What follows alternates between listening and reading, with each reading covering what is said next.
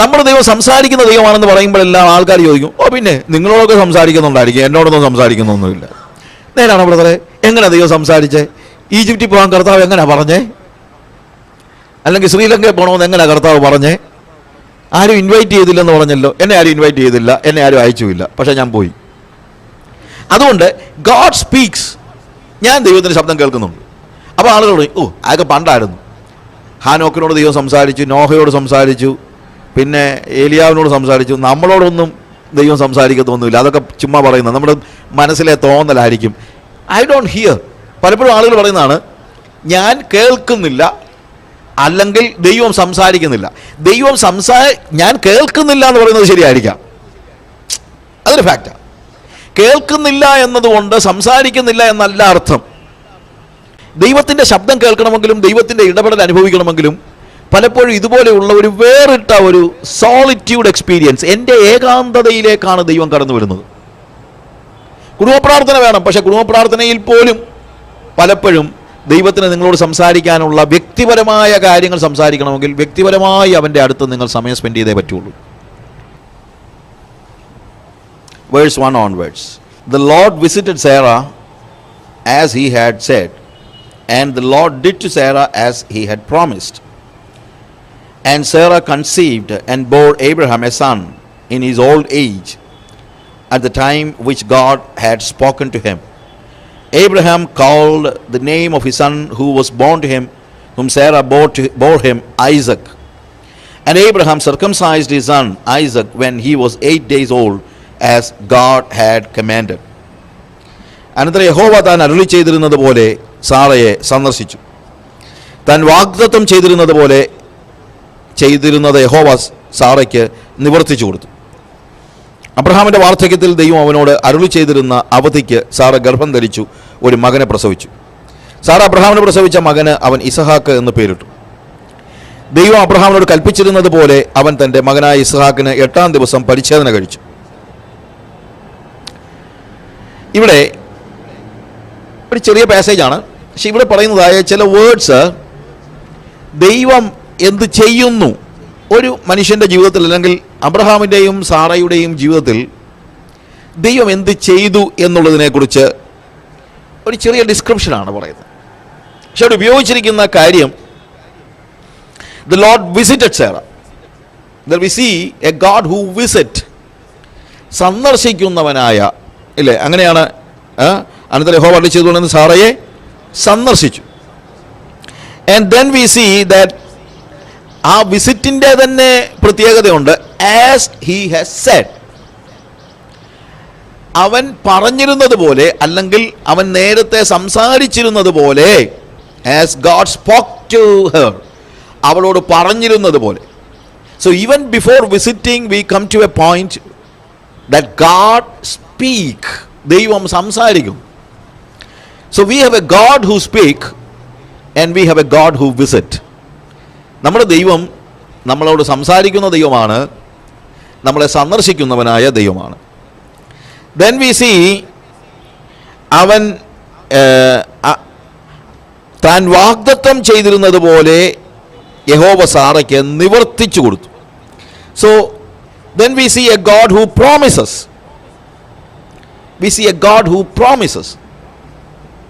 അപ്പോൾ ദൈവം പ്രോമിസ് ചെയ്യും, ദൈവം സംസാരിക്കുന്ന ദൈവമാണ്, ദൈവം പ്രോമിസ് ചെയ്യുന്ന ദൈവമാണ്, ദൈവം വിസിറ്റ് ചെയ്യുന്ന ദൈവമാണ്, അത് നിവർത്തിച്ചു കൊടുക്കുന്ന ദൈവമാണ്. God who fulfills. And then അടുത്തത് വായിക്കുമ്പോൾ വേഴ്സ് 4 ദൈവം അബ്രഹാമിനോട് കൽപ്പിച്ചിരുന്നത് പോലെ അവൻ തൻ്റെ മകനായ ഇസഹാക്കിന് 8-ാം ദിവസം പരിച്ഛേദന കഴിച്ചു. കൽപ്പിച്ചിരുന്നത് പോലെ. So we have a God who commands. ഞാനിതൊന്ന് ഒരു ഓർഡറിലാക്കിയാൽ ഇങ്ങനെ പറയാം. V have a God who speak, we have a God who promises, we have a God who fulfills his promises, and we have a God who visits us, and we have a God who commands. 5 കാര്യങ്ങൾ ദൈവം ചെയ്യുന്ന അവിടെ പറയുന്നുണ്ട്. 5 things. ദൈവം നമ്മളോട് സംസാരിക്കുന്നു, ദൈവം നമുക്ക് വാഗ്ദാനങ്ങളെ നൽകുന്നു, വാഗ്ദാനത്തെ ദൈവം നിവർത്തിക്കുന്നു, ദൈവം അത് നിവർത്തിക്കാനായിട്ട് നമ്മളെ സന്ദർശിക്കുന്നു, And then we see that God is a God who gives commands. ദൈവം കൽപ്പനകളെ നൽകുന്നു. 5 things. 5 കാര്യം ദൈവം ചെയ്യുന്നുണ്ട്. നമ്മൾ എന്തോ ചെയ്യണ്ടേ? അവിടെ എഴുതിയിരിക്കുന്നത്, അബ്രഹാമിനോട് ദൈവം കൽപ്പിച്ചതുപോലെ അവൻ തൻ്റെ മകനെ 8-ാം ദിവസം പരിച്ഛേദന കഴിച്ചു. അതായത് കൽപ്പിച്ചത് എന്താണോ അവനത് അനുസരിച്ചു. ദൈവം 5 കാര്യം ചെയ്യുമ്പോൾ നമ്മളിൽ നിന്ന് ആകെപ്പാടെ ഒരു കാര്യമേ ദൈവം ആവശ്യപ്പെടുന്നുള്ളൂ. എന്താണ്? അനുസരിക്കുക. Nothing else we can do. We just can obey. Nothing else. നമുക്ക് ആകെ ചെയ്യാൻ പറ്റുന്നത് എന്നേ ഉള്ളൂ. എന്താണ്? അനുസരിക്കുക എന്നുള്ളതാണ്. വേറെ ഒന്നുമില്ല. So God wants us to obey. ദൈവം നമ്മളിൽ നിന്ന് പ്രതീക്ഷിക്കുന്നത് അനുസരിക്കുക എന്നുള്ളതാണ്. പലപ്പോഴും നമ്മളുടെ ഓരോരുത്തരുടെ എംഫസിസ് ഓരോ രീതിയിലാണ്. ചില ആളുകൾ പറയും, ദൈവമക്കളെ ഈ നാളുകളിൽ പ്രവർത്തനമൊന്നുമല്ല ആവശ്യം, പ്രാർത്ഥനയാണ് ആവശ്യം. പ്രാർത്ഥന. അതുകൊണ്ട് 24 hours പ്രാർത്ഥിക്കാൻ പറ്റുമെങ്കിൽ പ്രാർത്ഥിച്ചോണം. അപ്പോൾ മറ്റൊരാൾ പറയുന്നു, അല്ലല്ല, പ്രാർത്ഥിക്കണം, പക്ഷേ പ്രാർത്ഥിച്ചാൽ മാത്രം പോരാ. ഈ കാലങ്ങളിൽ നഷ്ടപ്പെട്ടു പോകുന്ന ആത്മാക്കളെ നമ്മൾ ഓർത്ത് വെറുതെ കരഞ്ഞാൽ മാത്രം പോരാ. നഷ്ടപ്പെട്ടു പോകുന്ന ആത്മാക്കളെ അടുത്ത് ചെന്ന് സുവിശേഷം അറിയിക്കണം, പ്രവർത്തിക്കുകയാണ് ആവശ്യം. വേറൊരാൾ വന്നിട്ട് പറയാണ്, പ്രാർത്ഥിക്കുകയും പ്രവർത്തിക്കുകയും വേണം, പക്ഷേ ദൈവവചനം അറിയത്തില്ലെങ്കിൽ എന്താ കാര്യം? അതുകൊണ്ട് ദൈവവചനം പഠിക്കണം. വേറൊരാൾ പറയും, അതല്ല, അന്യഭാഷകളിൽ ഇങ്ങനെ പാടിക്കൊണ്ടിരിക്കുകയാണ് ആവശ്യം. ഓരോരുത്തർക്കും ഓരോ എംഫസിസാണ്. ഇതൊന്നും തെറ്റൊന്നുമല്ല, ഇതെല്ലാം വേണം. പക്ഷേ എന്താണ് നമ്മളിൽ നിന്ന് ദൈവം ഏറ്റവും കൂടുതൽ, അല്ലെങ്കിൽ the most emphatic thing that God expect from us? അത് പ്രാർത്ഥനയുമല്ല, ഉപവാസവും അല്ല, ദൈവവചന പഠനമൊന്നുമല്ല, ഒന്നുമല്ല. അതിനെല്ലാം അപ്പുറത്താണ് അനുസരണം എന്ന് പറയുന്നത്. ദിവസം 4 മണിക്കൂർ പ്രാർത്ഥിക്കുന്ന ആളുകളെ എനിക്കറിയാം, 8 മണിക്കൂർ പ്രാർത്ഥിക്കുന്ന ആളുകളെ എനിക്കറിയാം, 4 മണിക്കൂർ സ്ഥിരം പ്രാർത്ഥിക്കുന്ന ആളുകളെ എനിക്കറിയാം.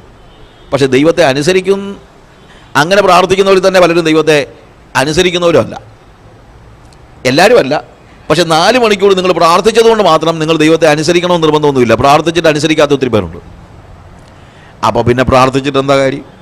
പ്രാർത്ഥിച്ചിട്ട് എന്താ കാര്യം എന്നുള്ളതല്ല, അനുസരിക്കാതെ പ്രാർത്ഥിച്ചിട്ട് എന്താണ് കാര്യം?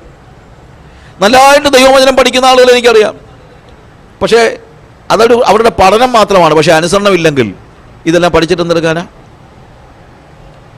സ്ഥിരമായിട്ട് അന്യഭാഷകളിൽ പാട്ടുപാടി ആരാധിക്കുന്ന ആളുകൾ എനിക്കറിയാം, പക്ഷേ അനുസരിക്കത്തില്ല. എന്താ പ്രയോജനം? ചിലർ ഇന്ന് അന്യഭാഷ പറഞ്ഞു കഴിഞ്ഞാൽ എല്ലാം ആയെന്ന്. പ്രിയമുള്ളവരെ, ഇതിലെല്ലാം ഉപരിയായ ഒരു കാര്യമാണ് എന്ത്? അനുസരണം. അനുസരിക്കുന്നില്ലെങ്കിൽ ഇതുകൊണ്ടൊന്നും ഒരു പ്രയോജനം ഉണ്ടാകുന്നില്ല. നമ്മുടെ ഭാഗത്തുനിന്ന് ദൈവം ആഗ്രഹിക്കുന്ന ഏറ്റവും വലിയ കാര്യം അനുസരണമാണ്. We need to obey God. ദൈവത്തിൻ്റെ ഭാഗത്തുനിന്ന് ബാക്കി എല്ലാ കാര്യങ്ങളും ചെയ്യുന്നു. ദൈവം സംസാരിക്കുന്നു, ദൈവം പ്രോമിസസ് തരുന്നു, ദൈവം ആ പ്രോമിസസ് ഫുൾഫിൽ ചെയ്യുന്നു, ദൈവം നമ്മളെ വിസിറ്റ് ചെയ്യുന്നു, ദൈവം നമ്മളോട് കൽപ്പിക്കുന്നു. നമ്മൾ എന്ത് ചെയ്യണം? അനുസരിക്കണം. ഇതിൽ ഓരോന്നും പറയാനായിട്ട് നമുക്ക് നേരമില്ല, 1 hour കൊണ്ട് നമുക്കത് പറയാൻ പറ്റത്തില്ല. എന്നാൽ ഫസ്റ്റ് തിങ്, അതാണ് ഞാനൊന്ന് എംഫസൈസ് ചെയ്യാൻ ഉദ്ദേശിക്കുന്നത്. V have a God who speak. എങ്കിലും അതിനിടയ്ക്ക് ഒരു കാര്യം ഞാൻ പറയാം. V have a God who visit. നമ്മളെ സന്ദർശിക്കുന്നവനായ ഒരു ദൈവം. ദൈവത്തിൻ്റെ ഒരു പ്രത്യേകത, ദൈവം നമ്മളെ സഹായിക്കുന്നത് ദൂരെ ഇരുന്നുകൊണ്ടല്ല. ദൂരെ ഇരുന്നുകൊണ്ട് സഹായിക്കാൻ അവന് പ്രയാസമൊന്നുമില്ല. പക്ഷേ പലപ്പോഴും ദൈവം ദൂരെ ഇരുന്നല്ല സഹായിക്കുന്നത്, സന്ദർശിച്ചുകൊണ്ടാണ് സഹായിക്കുന്നത്.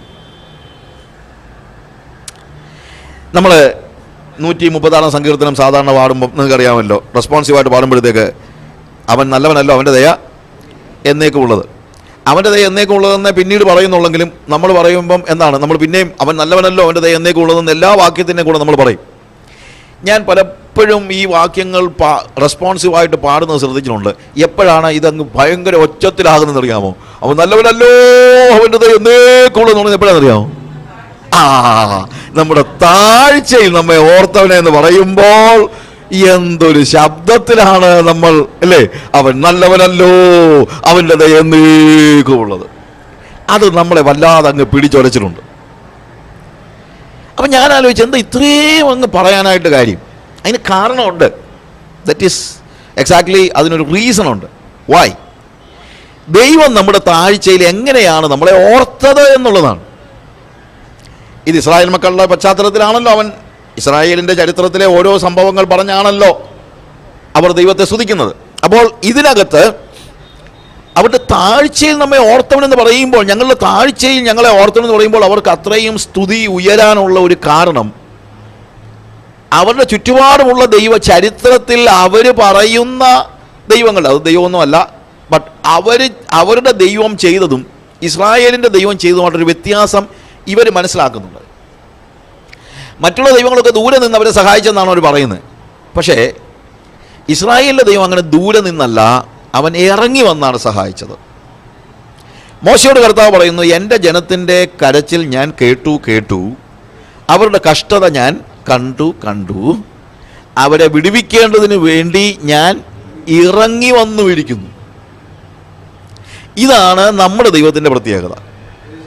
നമ്മുടെ ദൈവം ദൂരെ നിന്ന് സഹായിക്കുന്ന ദൈവമല്ല, നമ്മുടെ ദൈവം ഇറങ്ങി വന്ന് സഹായിക്കുന്ന ദൈവമാണ്. അതാണ് ദൈവത്തിൻ്റെ സന്ദർശനത്തിൻ്റെ പ്രത്യേകതയായി ഞാൻ കാണുന്നത്. ദൂരെ നിന്ന് സഹായിക്കാം. ഇപ്പോൾ എനിക്കൊരാൾ ഏതെങ്കിലും നമ്മളൊരു മിഷണറിയോ ആരെങ്കിലും പറയുകയാണ്, എനിക്കൊരു ഫോൺ ചെയ്ത് പറയാം, അച്ഛാ ഇതുപോലെ റെൻറ്റ് കൊടുക്കാനില്ലാത്ത ഒരു സമയമാണ്, റെൻറ്റ് കൊടുക്കാൻ പറ്റിയില്ല, അവരെന്നെ ഇറക്കി വിടാൻ തുടങ്ങുകയാണെന്ന് പറഞ്ഞു കഴിഞ്ഞാൽ, ഞാൻ നോർമലി ചെയ്യാൻ സാധ്യതയുള്ള കാര്യം എന്താണെന്ന് ചോദിച്ചു കഴിഞ്ഞാൽ, മോനെ ആ അക്കൗണ്ട് നമ്പർ ഒന്ന് അയച്ചേരെ. അപ്പോൾ ആ അക്കൗണ്ട് നമ്പർ അയക്കുമ്പോഴത്തേക്ക് ഞാൻ എന്ത് ചെയ്യുന്നു, അവൻ്റെ അക്കൗണ്ട് നമ്പറിലേക്ക് അവൻ അത്യാവശ്യമുള്ള പണം അയച്ചു കൊടുക്കുന്നു. ആ പണം അയച്ചു കൊടുക്കുന്നത് അവനെ സഹായിച്ചോ എന്ന് ചോദിച്ചാൽ യെസ്, സഹായിച്ചു. അല്ലെങ്കിൽ ഒരാൾ ഇപ്പം നമ്മുടെ ആർക്കെങ്കിലും മിഷണറീസിന് മറ്റാർക്കും എന്തെങ്കിലുമൊക്കെ ഒരു അസുഖം വന്നോ, അല്ലെങ്കിൽ ഒരു അസുഖത്തിൻ്റെ ഒരു അല്ലാതെ admitted in the hospital something like that, naturally പെട്ടെന്ന് നമുക്ക് ചെയ്യാൻ പറ്റുന്ന കാര്യം എന്താണ്, മോനെ എങ്ങനെയുണ്ട് കാര്യങ്ങളൊക്കെ, പ്രയാസം വെച്ചാൽ ഓക്കെ ഞാൻ അക്കൗണ്ട് നമ്പർ ഒന്ന് അയച്ചു, ഞാൻ കുറച്ച് പൈസ അയച്ചു തരാം. So what is happening, we send some money. അത് സഹായമാണെന്ന് ചോദിച്ചാൽ സഹായമാണ്. പക്ഷെ ആ സഹായവും മോനെ എന്തു പറ്റി, അത് ഹോസ്പിറ്റലിലാണ്, ഡോക്ടർ ഭയങ്കര പ്രയാസമായിട്ടാണ് പറഞ്ഞിരിക്കുന്നത്, സർജറി വേണമെന്ന് പറഞ്ഞിരിക്കുന്നത്, ആണോ, ഓക്കെ മോനെ 1 minute ഐ എം കമ്മിങ് എന്ന് പറഞ്ഞ് ഞാൻ ഓടി ചെല്ലുകയാണെങ്കിൽ അതും പൈസ അയച്ചു കൊടുക്കുന്നതുകൊണ്ട് ഭയങ്കര വ്യത്യാസമുണ്ട്. ഞാൻ ചെന്ന് അവൻ്റെ കഷ്ടത്തിൽ പങ്കാളിയായി അവനോട് കൂടെ ഇടപെടുന്ന സമയം, എൻ്റെ സമയവും എൻ്റെ ജീവിതവും കൊടുത്ത് ഞാൻ ചെല്ലുന്നതും ഇവിടെ നിന്ന് 10,000 10,000 20,000 അയച്ചു കൊടുക്കുന്നതും നമ്മൾ വലിയ വ്യത്യാസമുണ്ട്. ഇപ്പോൾ 10,000 10,000 എൻ്റെ അക്കൗണ്ടിൽ നിന്ന് പോയാലൊന്നും വലിയ ആനയൊന്നും സംഭവിക്കാനൊന്നുമില്ല. അതുകൊണ്ട് ഞാൻ പിറ്റേ ദിവസം പട്ടിണി കിടക്കാനൊന്നും പോകുന്നൊന്നുമില്ല. ഞാൻ പറഞ്ഞതിൻ്റെ വ്യത്യാസം മനസ്സിലായല്ലോ. പക്ഷേ ഞാൻ അവൻ്റെ അടുത്തേക്ക് ഓടി ചെല്ലുകയാണെങ്കിൽ പണം നാളെ വരും പോകും, പക്ഷേ I M spending my time, my effort, ഇതൊക്കെ നാളെ വരികയും പോവുകയും ചെയ്യുന്നല്ലോ, സമയം നാളെ വരികയും പോവുകയും ചെയ്യത്തില്ല, ഉണ്ടോ? When I give my time for A person, I M giving my life, because my time is my life. എനിക്ക് ഭൂമിയിലുള്ള ടോട്ടൽ ടൈം എത്രയാണെന്ന് അറിയാമോ? എൻ്റെ ലൈഫ് എത്ര ആണോ അത്രയും സമയമേ ഉള്ളൂ എനിക്ക് ഭൂമിയിലുള്ള സമയം. If I live four 70 years, 70 years is my time. If I live for 40 years, 40 years is my time. So when I spend time with somebody, you know what I'm doing? I am sharing my life with somebody. അതുകൊണ്ടാണ് നമ്മൾ സമയം spend ചെയ്യേണ്ടതിൻ്റെ ആവശ്യകത. അല്ലാതെ ഇത്ര കാശ് കൊടുത്ത് കാര്യങ്ങൾ തീർക്കാമെന്ന് നിങ്ങൾ ചിന്തിക്കുന്നത് വെറും വിഡിതമാണ്. അതൊന്നും അല്ല ദൈവികത. അത് അത്രയെങ്കിലും ചെയ്താൽ മതിയായിരുന്നു ഞാൻ ചിലപ്പോൾ ആലോചിക്കാറുണ്ട്. പക്ഷേ അതിലുപരിയായി ജനങ്ങൾക്ക് ആവശ്യമുള്ളത് പലപ്പോഴും പണം മാത്രമൊന്നുമല്ല. എന്താണ്? Presence, time. ദൈവത്തിൻ്റെ പ്രത്യേകത, ദൈവത്തിന് സ്വർഗത്തിൽ നിന്ന് ഇതൊക്കെ ചെയ്യാനുള്ളതേ ഉള്ളായിരുന്നു. ഇവിടെ ഒരു ദൂതനെ അയച്ചാൽ ഇസ്രായേൽ മക്കളെ മുഴുവൻ എടുത്തോണ്ട് കൊണ്ട് കനാൻ നാട്ടിൽ കൊണ്ടാക്കത്തില്ലേ? നടത്തിയൊന്നും വേണ്ട, എടുത്തോണ്ട്. പക്ഷേ ദൈവം എന്താ ചെയ്തത്? ദൈവം ഇറങ്ങി വന്നു, മരുഭൂമിയിൽ അവരുടെ ഇടയിൽ കൂടാരമടിച്ചു. അവർ പോകുന്നിടത്തെല്ലാം ആ മരുഭൂമി കർത്താവും കിടന്നു. അതാ നമ്മുടെ താഴ്ചയിൽ നമ്മെ ഓർത്തവന് എന്ന് പറയുമ്പോൾ. U understand my friends? ഇതാണ് നമ്മൾ ശ്രദ്ധിക്കേണ്ടതായ ഏറ്റവും പ്രാധാന്യമർഹിക്കുന്നതായ കാര്യം. കർത്താവ് നമുക്ക് വേണ്ടി ചെയ്ത ഉപകാരങ്ങൾ എന്ന് പറയുന്നത് ദൂരെ ഇരുന്നു കൊണ്ട് ചെയ്യുകയായിരുന്നില്ല. പ്രത്യുത നമ്മുടെ കഷ്ടങ്ങൾ അവൻ എന്ത് ചെയ്യുമായിരുന്നു? ഇറങ്ങി വരികയായിരുന്നു. മനുഷ്യവർഗം പാപത്തിൽ നശിക്കുന്നത് കണ്ടു കഴിഞ്ഞപ്പോഴത്തേക്ക് ദൂതനെ അയച്ചല്ല കർത്താവ് നമ്മളെ വിടുവിക്കാൻ വന്നത്. അവൻ ഇറങ്ങി വന്ന് നമ്മുടെ കഷ്ടങ്ങളെ ഏറ്റെടുക്കുകയായിരുന്നു. അതാണ് അവൻ്റെ സന്ദർശനത്തിൻ്റെ പ്രത്യേകത. അവൻ്റെ സന്ദർശനം അതിലൂടെ അവൻ നമ്മിൽ ഒരാളാവുകയാണ്. He becomes a person like you and me. That's the biggest thing you need to understand from the life or the That is the uniqueness of our God. നമ്മുടെ ദൈവത്തിൻ്റെ പ്രത്യേകത ഏതാണ്? He's not a God who is just helping, sitting somewhere else in the high heavens. No, he was coming down. അവൻ താഴേക്ക് ഇറങ്ങി വരുന്നു. ഞാൻ പറഞ്ഞല്ലോ നമ്മുടെ സമയത്തിൻ്റെ പരിമിതി കൊണ്ട് ഇതിൻ്റെ ആദ്യത്തെ ഭാഗം മാത്രം ഞാനൊന്ന് പറയാൻ ഉദ്ദേശിക്കുകയാണ്. We have a God who speak. Our God is a God who speak. നമ്മുടെ കർത്താവ്, നമ്മുടെ ദൈവം സംസാരിക്കുന്ന ദൈവമാണ്. നമ്മുടെ ദൈവം സംസാരിക്കുന്ന ദൈവമാണെന്ന് പറയുമ്പോഴെല്ലാം ആൾക്കാർ ചോദിക്കും, ഓ പിന്നെ നിങ്ങളോടൊക്കെ സംസാരിക്കുന്നുണ്ടായിരിക്കും, എന്നോടൊന്നും സംസാരിക്കുന്നൊന്നുമില്ല. നേരാണ് ബ്രദറെ, എങ്ങനെ ദൈവം സംസാരിച്ചേ? ഈജിപ്തിൽ പോകാൻ കർത്താവ് എങ്ങനെ പറഞ്ഞേ? അല്ലെങ്കിൽ ശ്രീലങ്കയിൽ പോകണമെന്ന് എങ്ങനെ കർത്താവ് പറഞ്ഞേ? ആരും ഇൻവൈറ്റ് ചെയ്തില്ലെന്ന് പറഞ്ഞല്ലോ. എന്നെ ആരും ഇൻവൈറ്റ് ചെയ്തില്ല, എന്നെ ആരും അയച്ചുമില്ല, പക്ഷേ ഞാൻ പോയി. എനിക്ക് ഇൻവിറ്റേഷനും കിട്ടിയില്ല. ഇൻവിറ്റേഷൻ കിട്ടുന്ന സ്ഥലങ്ങൾ ഒത്തിരി ഉണ്ട്. അമേരിക്കയ്ക്കും ലണ്ടനിലേക്കും ഓസ്ട്രേലിയയിലേക്കും ആഴ്ചയിൽ ഒരിക്കലെങ്കിലും ആൾക്കാർ വിളിക്കും. പക്ഷേ ആഫ്രിക്കയ്ക്ക് ആരും വിളിച്ചില്ല. വിളിച്ചിടത്ത് ഞാൻ പോയിട്ടുമില്ല. ഞാനീ പറഞ്ഞ ഒരു സ്ഥലത്തും പോയിട്ടില്ല. ഏതാ? അമേരിക്കയിലും ഓസ്ട്രേലിയയിലും ഇംഗ്ലണ്ടിലും ഒന്നും ഞാനിതുവരെ പോയിട്ടില്ല. എന്ന് പറഞ്ഞു കഴിഞ്ഞാൽ ഇൻവിറ്റേഷൻ ഇല്ലാഞ്ഞിട്ടല്ല, എനിക്ക് അവരുടെ ഇൻവിറ്റേഷൻ പോരാ. അവരുടെ ഇൻവിറ്റേഷൻ കൊണ്ട് പോകാൻ എനിക്ക് മനസ്സില്ല. എനിക്ക് ആരെങ്കിലും ഇൻവൈറ്റ് ചെയ്താൽ ഉടനെ പോകാനെന്തോ ഞാനെന്തോ അവരുടെ അടിമകൾ പോലും ആണ്, ഒന്നുമല്ലല്ലോ. I just need to hear the voice of the Lord, that's all. അല്ലാതെ പോകാൻ എന്നെ കിട്ടത്തില്ല. You understand what I say? ഞാൻ ആരോട് എങ്ങും പോകത്തില്ലെന്ന് ഞാൻ പറയുന്നില്ല. But I need to get a concern from the Lord. If when God asks me to go, I go. Otherwise I don't go. അപ്പോൾ ദൈവം എന്നോട് പോകാൻ പറഞ്ഞിടത്ത് പോവുകയും ചെയ്യും. ദൈവം പോകാൻ പറഞ്ഞിടത്തേ പോകത്തുള്ളെന്നും കൂടെ ഞാൻ തീരുമാനിച്ചിട്ടുണ്ട്. അല്ലാത്തടത്തെല്ലാം കൂടെ പോയിട്ട് എന്തെടുക്കാനാ? You understand what I say? അതുകൊണ്ട് ഗോഡ് സ്പീക്സ്. ഞാൻ ദൈവത്തിൻ്റെ ശബ്ദം കേൾക്കുന്നുണ്ട്. അപ്പോൾ ആളുകൾ പറയും, ഓ അതൊക്കെ പണ്ടായിരുന്നു. ഹാനോക്കിനോട് ദൈവം സംസാരിച്ചു, നോഹയോട് സംസാരിച്ചു, പിന്നെ ഏലിയാവിനോട് സംസാരിച്ചു. നമ്മളോടൊന്നും ദൈവം സംസാരിക്കത്തൊന്നുമില്ല. അതൊക്കെ ചുമ്മാ പറയുന്നത്, നമ്മുടെ മനസ്സിലെ തോന്നലായിരിക്കും. I don't here. പലപ്പോഴും ആളുകൾ പറയുന്നതാണ്, ഞാൻ കേൾക്കുന്നില്ല, അല്ലെങ്കിൽ ദൈവം സംസാരിക്കുന്നില്ല. ഞാൻ കേൾക്കുന്നില്ല എന്ന് പറയുന്നത് ശരിയായിരിക്കാം, അതൊരു ഫാക്റ്റാണ്. കേൾക്കുന്നില്ല എന്നതുകൊണ്ട് സംസാരിക്കുന്നില്ല എന്നല്ല അർത്ഥം. ഒരു വല്യപ്പച്ചനും വല്യമ്മച്ചി ഉണ്ടായിരുന്നു. ആ വല്യപ്പച്ചൻ്റെ വലിയ പരാതി എന്താ പറയുക? അമ്മച്ചിക്ക് ചെവി കേൾക്കത്തില്ല. ഒത്തിരി പ്രായമായി. അവ പറയുന്നത് അമ്മച്ചിക്ക് ചെവി കേൾക്കത്തില്ല. അമ്മച്ചിക്ക് ചെവി കേൾക്കാൻ വയ്യാത്തത് കൊണ്ട് അമ്മച്ചിയെ ഒരു ഡോക്ടറുടെ അടുത്ത് കൊണ്ടുപോയി വല്യപ്പച്ചൻ. ഡോക്ടർ പറഞ്ഞു, ഡോക്ടറെ ഇവക്ക് ചെവി കേൾക്കത്തില്ല, ഞാൻ ആകെപ്പാടെ വിഷമിച്ചിരിക്കുകയാണ്, എന്തോ പറഞ്ഞാലും കേൾക്കത്തില്ല. ഉടനെ ഡോക്ടർ പറഞ്ഞു, പാപ്പ നമുക്ക് ഹിയറിങ് എബിലിറ്റി ഒന്ന് ടെസ്റ്റ് ചെയ്യാം, എത്രയും കേൾക്കും എന്നൊന്നറിയാമല്ലോ. അപ്പോൾ അതുകൊണ്ട് അത് വലിയൊരു ഹോളാണ്. അമ്മച്ചി ഇവിടെ ഇരിക്കട്ടെ, പാപ്പ ഒരു കാര്യം ചെയ്യുക, ഒരു 100 അടി ദൂരെ നിന്ന് ഇങ്ങോട്ട് വരുമ്പോൾ എന്തെങ്കിലും സംസാരിച്ചുകൊണ്ട് വാ. അങ്ങനെ സംസാരിക്കുമ്പോൾ എപ്പോൾ തൊട്ടാ കേൾക്കുന്നതെന്ന് നമുക്കൊന്നറിയാമല്ലോ. അപ്പോൾ ആ ഹിയറിങ് എബിലിറ്റി ഒന്ന് മനസ്സിലാക്കാമല്ലോ. അപ്പം 100 അടി ദൂരെ നിന്നിട്ട് അപ്പച്ചൻ ചോദിച്ചു, എടി രാവിലെ ബ്രേക്ക്ഫാസ്റ്റിന് എന്താ, വാട്ട് ഈസ് ഫോർ ബ്രേക്ക്ഫാസ്റ്റ്? ഒരു ഉത്തരവില്ല. അപ്പം 100 അടി ദൂരെ നിന്ന് കേൾക്കത്തില്ല. 50 അടി ചോദിച്ചു, എന്തോ ബ്രേക്ക്ഫാസ്റ്റ്? കേൾക്കത്തില്ല. 20 അടി ഒന്നും കേൾക്കുന്നില്ല. 10 അടി ഒന്നും കേൾക്കുന്നില്ല. ഏറ്റവും അടുത്ത് വന്നിട്ട് ചോദിച്ചു, എടി രാവിലെ ബ്രേക്ക്ഫാസ്റ്റിന് എന്നാ? അമ്മച്ചി പറയാ, എൻ്റെ മനുഷ്യനെ 5 പ്രാവശ്യമായിട്ട് ഞാൻ പറയുന്നത് ചപ്പാത്തി മുട്ടക്കറിയുമാണ്.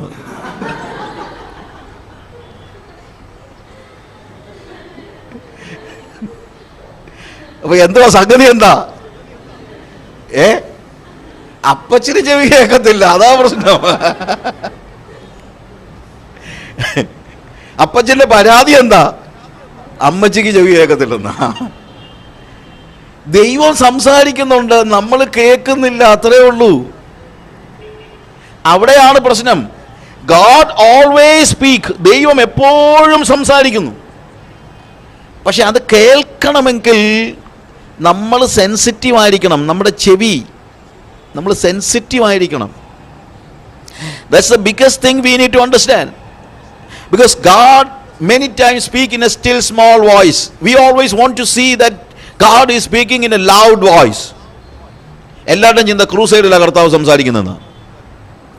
കർത്താവ് പലപ്പോഴും സംസാരിക്കുന്നത് വലിയ ക്രൂസൈഡിലൊന്നും അല്ല, വലിയ ഒച്ചത്തിലല്ല.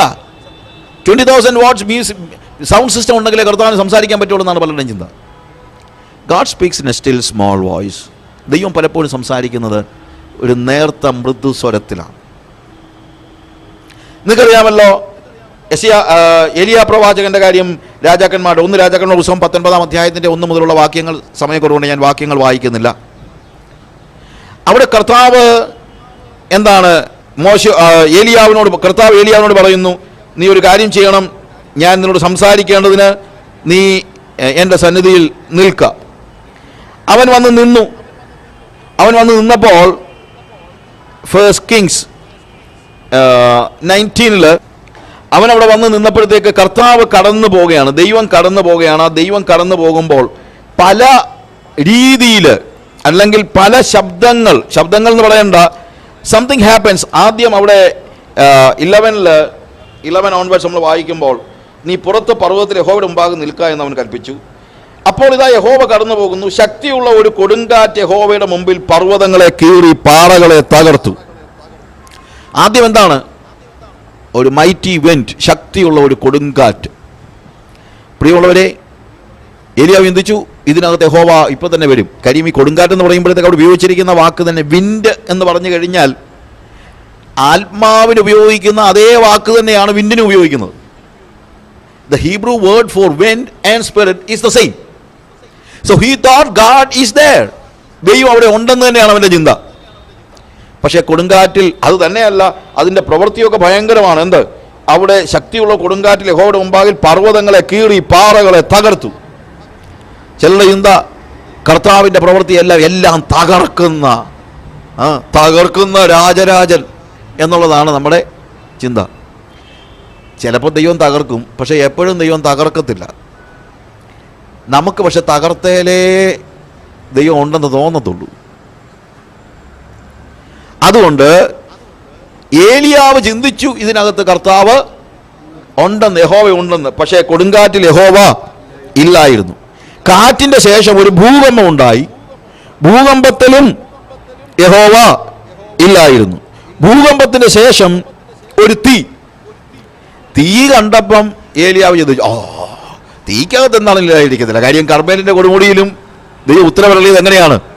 തീ കൊണ്ടാണ് ഉത്തരവരളിയത്. അതുകൊണ്ട് തീക്കകത്ത് എന്താണെങ്കിലും ദൈവം കാണും എന്നവൻ ചിന്തിച്ചു. പക്ഷെ തീയിലും യഹോവ ഇല്ലായിരുന്നു. അപ്പം ഇവൻ ചിന്തിച്ചതെന്നറിയാമോ? അവൻ ചിന്തിച്ചു, ഇനിയിപ്പം ദൈവം എന്നോട് സംസാരിക്കത്തില്ലായിരിക്കും.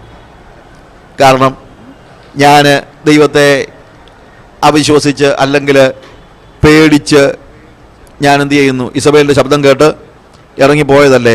അപ്പോൾ എന്നെ ഇനിയും ദൈവത്തിന് ഉപയോഗിക്കാൻ കൊള്ളത്തില്ല എന്ന് കർത്താവ് മനസ്സിലാക്കി. അതുകൊണ്ട് എന്നെ കർത്താവ് ഉപേക്ഷിച്ചതായിരിക്കും എന്നൊക്കെ നിരാശനായിരിക്കുന്നതായ സമയത്ത്, ആ നിരാശയോടുകൂടെ അവൻ നിൽക്കുമ്പോൾ ഏലിയാവ് അങ്ങനെ ദൈവത്തെ കാണാൻ പ്രയാസമായിരിക്കുന്ന സമയത്ത് സാവധാനത്തിൽ ഒരു മൃദുസ്വരമുണ്ടായി. And then came a still small voice. സാവധാനത്തിൽ ഒരു മൃദുസ്വരം. ഏലിയാവ് അത് കേട്ടിട്ടുണ്ട്. പുതപ്പ് കൊണ്ട് മുഖം മൂടി പുറത്തു വന്ന് ഗുഹാമുഖത്ത് നിന്നു. ഏലിയാവേ, ഇവിടെ നിനക്ക് എന്ത് കാര്യം എന്ന് ഏലിയാവിനോട് ദൈവം ചോദിക്കുന്നു. See, God deals many times not in an earthquake, not in a mighty wind, neither sometimes in a fire, but God deals, or God speaks with a still small voice. ഈ സ്റ്റിൽ സ്മോൾ വോയിസ് കേൾക്കണമെങ്കിൽ അതുപോലെ സെൻസിറ്റീവായിട്ടുള്ള ചെവിക്കേ പറ്റുള്ളൂ. ഇടിമുഴക്കം എല്ലാവർക്കും കേൾക്കാം, ഭൂകമ്പം എല്ലാവർക്കും അനുഭവിക്കാം, കാറ്റെല്ലാവർക്കും അനുഭവിക്കാം, തീ എല്ലാവർക്കും കാണാം. പക്ഷേ ഒരു മൃദുസ്വരം കേൾക്കണമെങ്കിൽ ആ ശബ്ദത്തിന് വേണ്ടിയുള്ള ഒരു കാത്തിരിപ്പ് അത്യാവശ്യമാണ്. അത് കേൾക്കണമെങ്കിൽ നമ്മൾ അത് മാത്രം കേൾക്കുന്ന ഒരു സ്റ്റേജിലായിരിക്കണം. അതാണ് വലിയ ഒരു പ്രോബ്ലം എന്ന് പറയുന്നത്. പല ശബ്ദം കേട്ടുകൊണ്ടിരിക്കുന്ന ആളുകൾക്ക് ദൈവത്തിൻ്റെ ശബ്ദം കേൾക്കാനായിട്ട് പറ്റത്തില്ല. നമ്മുടെയൊക്കെ പ്രശ്നം കർത്താവ് സംസാരിക്കുന്നില്ലെന്ന് പറയുമ്പോൾ കർത്താവ് സംസാരിക്കാഞ്ഞിട്ടല്ല, കർത്താവിൻ്റെ ശബ്ദം ലോകത്തിൻ്റെ പല ശബ്ദങ്ങൾ കേൾക്കുന്നത് കൊണ്ട് അതിനകത്ത് അങ്ങ് മുങ്ങിപ്പോകുകയാണ്. പണത്തിൻ്റെ കിലുക്കം കേട്ടുകൊണ്ടിരിക്കുന്നവന് കർത്താവിൻ്റെ മൃദുസ്വരം കേൾക്കാൻ പറ്റത്തില്ല. അധികാര കസേരയുടെ പുറകെ ഓടുന്നവന് കർത്താവിൻ്റെ മൃദുസ്വരം കേൾക്കാൻ കഴിയത്തില്ല. പദവികൾ നേടിപ്പോകുന്നവന് ദൈവത്തിൻ്റെ ശബ്ദം കേൾക്കാൻ കഴിയത്തില്ല. ഫാഷൻ്റെ ശബ്ദം കേട്ട് നടക്കുന്നവർക്ക് ദൈവത്തിൻ്റെ ശബ്ദം കേൾക്കാൻ കഴിയത്തില്ല. ദൈവത്തിൻ്റെ ശബ്ദം കേൾക്കണമെങ്കിൽ ദൈവത്തിൻ്റെ ശബ്ദത്തിന് വേണ്ടി തന്നെ കാതോർത്തിരിക്കുന്ന ഒരു അനുഭവം നമുക്ക് അത്യാവശ്യമാണ്. പലപ്പോഴും ക്രൂസൈഡുകളിൽ ദൈവശബ്ദം കേൾക്കാൻ കഴിഞ്ഞില്ലെന്നിരിക്കും. ഈ ശബ്ദം കേൾക്കണമെങ്കിൽ നമ്മളും ദൈവവും മാത്രമുള്ളൊരവസ്ഥ വേണം. അത് ഞാൻ പലപ്പോഴും ആലോചിച്ചിട്ടുണ്ട്. We need a solitude. Solitude means we need to experience a solitude with God. അത് ഒരു ഡിഫറൻ്റ് ആയിട്ടുള്ളൊരു വേർഡ് ഞാൻ ഉപയോഗിക്കുന്നത്. ബട്ട് സ്റ്റിൽ ക്രിസ്തുവുമായിട്ടുള്ള ഒരു ഏകാന്തത. ഏകാന്തത എന്ന് പറയുമ്പോൾ ആരുമില്ലാത്ത അവസ്ഥയാണ് വാസ്തവത്തിൽ എന്ത്? ഏകാന്തത. പക്ഷെ ആ ഏകാന്തതയിലേക്കാണ് പലപ്പോഴും ദൈവം നടന്നു വരുന്നത് എന്നുള്ളത് നിങ്ങൾ മറന്നു പോകരുത്. അതുകൊണ്ട് ഓരോ വ്യക്തികളും ഓരോ വിശ്വാസിയും ദൈവശബ്ദം കേൾക്കാൻ ആഗ്രഹിക്കുന്നെങ്കിൽ ബാക്കി എല്ലാം ഉണ്ടായിക്കോട്ടെ. നിങ്ങൾ ക്രൂസൈഡിന് പൊക്കോ, പറയുന്നതെല്ലാം വിശ്വസിക്കില്ലെന്നുള്ളതേ ഉള്ളൂ, പൊക്കോ. നിങ്ങൾ സഭായോഗത്തിന് പോകണം, യോഗത്തിന് പോകുന്നത് കൂടാതെ നിങ്ങൾ കുടുംബ പ്രാർത്ഥന നടത്തണം. പക്ഷേ ഇവിടെ വെച്ചൊക്കെ ദൈവം നിങ്ങളോട് വ്യക്തിപരമായി സംസാരിക്കണമെന്ന് വലിയ നിർബന്ധമൊന്നുമില്ല. ദൈവത്തിന് നിങ്ങളോട് സംസാരിക്കാനുള്ള സമയം സംസാരിക്കണമെങ്കിൽ നിങ്ങളും ദൈവവും മാത്രമേ കാണാവൂ. അല്ലെങ്കിൽ വലിയ പ്രയാസമാണ്. മർക്കോസിൻ്റെ സുവിശേഷത്തിലെ 7-ാം അധ്യായത്തിൽ എന്താണ് A person who was def and dumb, അവനെ ദൈവം എന്ത് ചെയ്യുന്ന അവിടെ എഴുതിയിരിക്കുന്ന അറിയാമോ? ഹി ടുക്ക് ഹിം പ്രൈവറ്റ്ലി എന്ന, ജനങ്ങളുടെ മധ്യത്തിൽ നിന്ന് അവനെ വേറിട്ട് കൊണ്ടുപോയി അവനോട് ഇടപെടുകയാണ്. ദൈവത്തിൻ്റെ ശബ്ദം കേൾക്കണമെങ്കിലും ദൈവത്തിൻ്റെ ഇടപെടൽ അനുഭവിക്കണമെങ്കിലും പലപ്പോഴും ഇതുപോലെയുള്ള ഒരു വേറിട്ട ഒരു സോളിറ്റ്യൂഡ് എക്സ്പീരിയൻസ്, എൻ്റെ ഏകാന്തതയിലേക്കാണ് ദൈവം കടന്നു വരുന്നത്. കുടുംബപ്രാർത്ഥന വേണം, പക്ഷേ കുടുംബപ്രാർത്ഥനയിൽ പോലും പലപ്പോഴും ദൈവത്തിന് നിങ്ങളോട് സംസാരിക്കാനുള്ള വ്യക്തിപരമായ കാര്യങ്ങൾ സംസാരിക്കണമെങ്കിൽ വ്യക്തിപരമായി അവൻ്റെ അടുത്ത് നിങ്ങൾ സമയം സ്പെൻഡ് ചെയ്തേ പറ്റുള്ളൂ. ഇന്ന് പല സമയത്തും കുടുംബപ്രാർത്ഥന തന്നെ ഇല്ല, നമുക്ക് സമയമില്ലല്ലോ. പിന്നെ ഏകാന്തത എന്ന് പറയുന്നത് രാവിലെ നേരം വെളുത്ത് എണീക്കുമ്പം കണ്ണെന്ന് അടച്ച് കർത്താവേ ഇന്നത്തെ എല്ലാ കാര്യങ്ങളും നോക്കിക്കൊണ്ട് കർത്താവേ എന്നൊന്ന് പറഞ്ഞാൽ എണീറ്റ് പോകുന്നൊന്നും അല്ല കുടുംബ ഏകാന്തത. അവിടെ കാത്തിരിക്കുന്ന ഏരിയാവോട് പറയുന്നത്, ഞാൻ നിൻ്റെ അടുത്തേക്ക് വരികയാണ്, അല്ലെങ്കിൽ നിന്നോട് സംസാരിക്കാൻ ആഗ്രഹിക്കുകയാണ്, നീ എൻ്റെ മുമ്പിൽ കാത്തിരിക്കുക. Be in the presence of God. ആ പ്രസൻസിൽ നമ്മൾ ബാക്കി എല്ലാ ശബ്ദത്തിനു നേരെയും കാതടച്ചേലേ പറ്റൂ. നമ്മൾ യോഹന്നാൻ്റെ സുവിശേഷം 10-ാം അധ്യായത്തിൻ്റെ 25-ാമത്തെ വാക്യം വായിക്കുമ്പോൾ, നിങ്ങളോ എൻ്റെ ആടുകളുടെ കൂട്ടത്തിലുള്ളവരല്ലായികയാൽ വിശ്വസിക്കുന്നില്ല. കർത്താവിൻ്റെ ശബ്ദം കേൾക്കാൻ കർത്താവിൻ്റെ ആടുകൾക്കേ കഴിയത്തുള്ളൂ. ഇതാണ് കർത്താവ് പറയുന്നത്. അല്ലാത്തവർക്ക് കർത്താവിൻ്റെ ശബ്ദം കേൾക്കാനായിട്ട് പറ്റത്തില്ല. അല്ലെങ്കിൽ കർത്താവിൻ്റെ ശബ്ദം കേട്ടാലും അവർക്കത് കർത്താവിൻ്റെ ശബ്ദമാണെന്ന് തിരിച്ചറിയാനോ വിശ്വസിക്കാനോ കഴിയത്തില്ല. എന്നാൽ കർത്താവിൻ്റെ ആടുകൾ എങ്ങനെയാണ്? അത് നമ്മൾ 4-ാമത്തെ വാക്യം വായിക്കുമ്പോൾ അവിടെ അവൻ തനിക്കുള്ളവയൊക്കെയും പുറത്തു കൊണ്ടുപോയ ശേഷം അവൻ അവയ്ക്ക് മുമ്പായി നടക്കുന്നു. ആടുകൾ അവൻ്റെ ശബ്ദം അറിഞ്ഞ് അവനെ അനുഗമിക്കുന്നു. അന്യന്മാരുടെ ശബ്ദം അറിയായതുകൊണ്ട് അവ അന്യന്മാരെ അനുഗമിക്കാതെ വിട്ട് ഓടിപ്പോകും. എന്നാൽ ദൈവത്തിൻ്റെ ആടുകൾ, യേശുവിൻ്റെ ആടുകളാകുമ്പോഴത്തേക്ക് ഉണ്ടാകുന്ന വ്യത്യാസം, my sheep hears my voice. You do not hear my voice, you do not believe it because you are not my sheep. You can hear the voice of the lord only if you are the sheep of God. ദൈവത്തിൻ്റെ ആടുകളല്ലെങ്കിൽ നിങ്ങൾക്ക് ദൈവത്തിൻ്റെ ശബ്ദം കേൾക്കാൻ പറ്റത്തില്ല. ദൈവം അങ്ങനെ നാട്ടുകാരോട് മുഴുവൻ വർത്തമാനം പറഞ്ഞുകൊണ്ടിരിക്കുന്ന ആളല്ല. He wants to see that you are becoming his sheep, and only then you will hear the voice of the Lord. And also, എൻ്റെ ആടുകൾ എൻ്റെ ശബ്ദം കേൾക്കുന്നെന്ന് മാത്രമല്ല, അവ അത് തിരിച്ചറിയുന്നു, അത് ഡിഫറൻഷിയേറ്റ് ചെയ്യുന്നു. What does it mean differentiate ചെയ്യാന്ന് പറഞ്ഞു കഴിഞ്ഞാൽ, നിങ്ങൾ ഈ ആടുകൾ, ഇന്നത്തെ ഒരു വലിയ പ്രശ്നം എന്ന് ചോദിച്ചു കഴിഞ്ഞാൽ, പലപ്പോഴും നമ്മൾ ഉദാഹരണം പറയുമ്പോഴും പഴയ കാലത്തെ പല ഉദാഹരണവും, നമുക്കറിയാവുന്ന പല ഉദാഹരണം നമ്മുടെ പിള്ളേരോട് പറഞ്ഞാൽ മനസ്സിലാകത്തില്ല. 100-100 ആടുകളൊക്കെ ഉണ്ടായിരുന്ന, അല്ലെങ്കിൽ ഈ 10-ാം അധ്യായം വായിക്കുമ്പോൾ നമ്മൾ മനസ്സിലാക്കുന്ന ഒരു കാര്യമുണ്ട്. ഓരോ ഇടയനും കുറച്ച് ആടുകളുണ്ട്, അതുപോലെ പല ഇടയന്മാർക്ക് പല ആടുകളുണ്ട്. ഈ ആടുകളെല്ലാം കൂടെ ഒരുമിച്ചായിരിക്കും ചിലപ്പോൾ മേയാൻ പോകുന്നത്. അല്ലെങ്കിൽ ഒരാലയിൽ തന്നെ പല ഇടയന്മാരുടെ ആടുകൾ ഒരുമിച്ച് കഴിയുന്നുണ്ട്. ഈ ഇടയൻ ആടുകളെ കൂട്ടിക്കൊണ്ട് പോകാൻ വരുമ്പോൾ ഓരോ ആടിൻ്റെ പേര് വിളിക്കുമ്പോൾ ആ ആട് ഇറങ്ങി വരും. 150 ആടുകൾ ഒരുമിച്ച് കിടക്കുകയാണെങ്കിൽ ഒരിടയന് 15 ആടേ ഉള്ളെന്ന് വെച്ചു. ഇയാൾ ചെന്ന് ഈ 15 എണ്ണത്തിൻ്റെ പേര് വിളിക്കുമ്പോൾ ഓരോ ആടായിട്ട് ഇറങ്ങി വരുമെന്നാണ് പറയുന്നത്. അതിപ്പം കാട്ടിൽ പോയാൽ ഇതുപോലെ തന്നെയാണ്. കാട്ടിൽ ഈ ആടിനെ വിട്ട് കഴിഞ്ഞിട്ട് ഈ ആടിനെ വിളിച്ചാൽ മതി, ആടിക്ക് തിരിച്ചു പോരും. പക്ഷേ ഒരു ദിവസം കൊണ്ട് നടക്കുമോ? ഞാനിപ്പോൾ ഒരു ആടിനെ വാങ്ങിച്ചു വയ്ക്കുക, ആരുടെ ഒരു ആട്ടിൻകുട്ടിയെ വാങ്ങിച്ചു, അതിൻ്റെ പേര് മണിക്കുട്ടി എന്നായിരുന്നു വയ്ക്കുക. ഞാൻ അതിനെ വാങ്ങിച്ചിട്ട് മേരിക്കുട്ടി എന്നങ്ങ് പേരിട്ടു. പിറ്റേ ദിവസം ഉടനെ തന്നെ ഞാൻ ഈ ആടിനെ മേരിക്കുട്ടി എന്ന് വിളിച്ചാൽ ഉടനെ തന്നെ മേരിക്കുട്ടി വരുമോ? അതിനറിയത്ത് പോലും ഇല്ല അത് മേരിക്കുട്ടിയാണെന്നുള്ളത്. അത് ചിന്തിച്ചിരുന്നത് എന്താണെന്നാ, അത് മണിക്കുട്ടിയാണെന്നാ.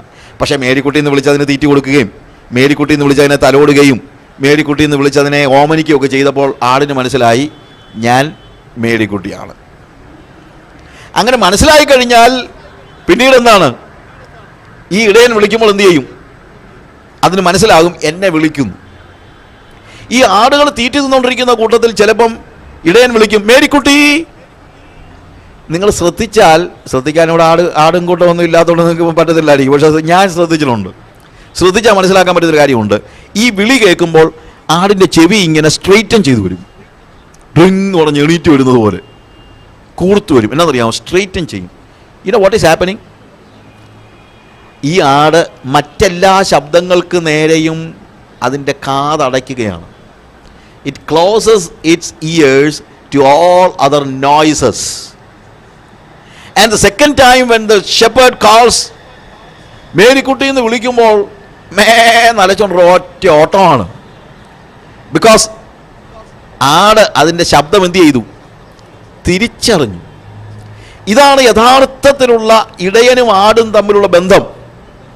പക്ഷെ അത് ഈ ശബ്ദം കേൾക്കാൻ കുറുക്കു വഴിയൊന്നുമില്ല. എങ്ങനെയാണ് കർത്താവിൻ്റെ ശബ്ദം നമ്മൾ തിരിച്ചറിയുന്നറിയാമോ? ഇൻറ്റിമസിയിലൂടെ മാത്രമേ ഉള്ളൂ. നിങ്ങൾ 1000 ശബ്ദം കേട്ടുകൊണ്ടിരിക്കുന്നതിനിടയ്ക്ക് ഞാൻ ഞായറാഴ്ച ഇടയൻ്റെ ശബ്ദം കേൾക്കാൻ പോയാലൊന്നും ഈ ഇടയൻ്റെ ശബ്ദമൊന്നും നിങ്ങൾ തിരിച്ചറിയത്തൊന്നുമില്ല. If you are a true sheep of God, you always hear the voice of the Lord.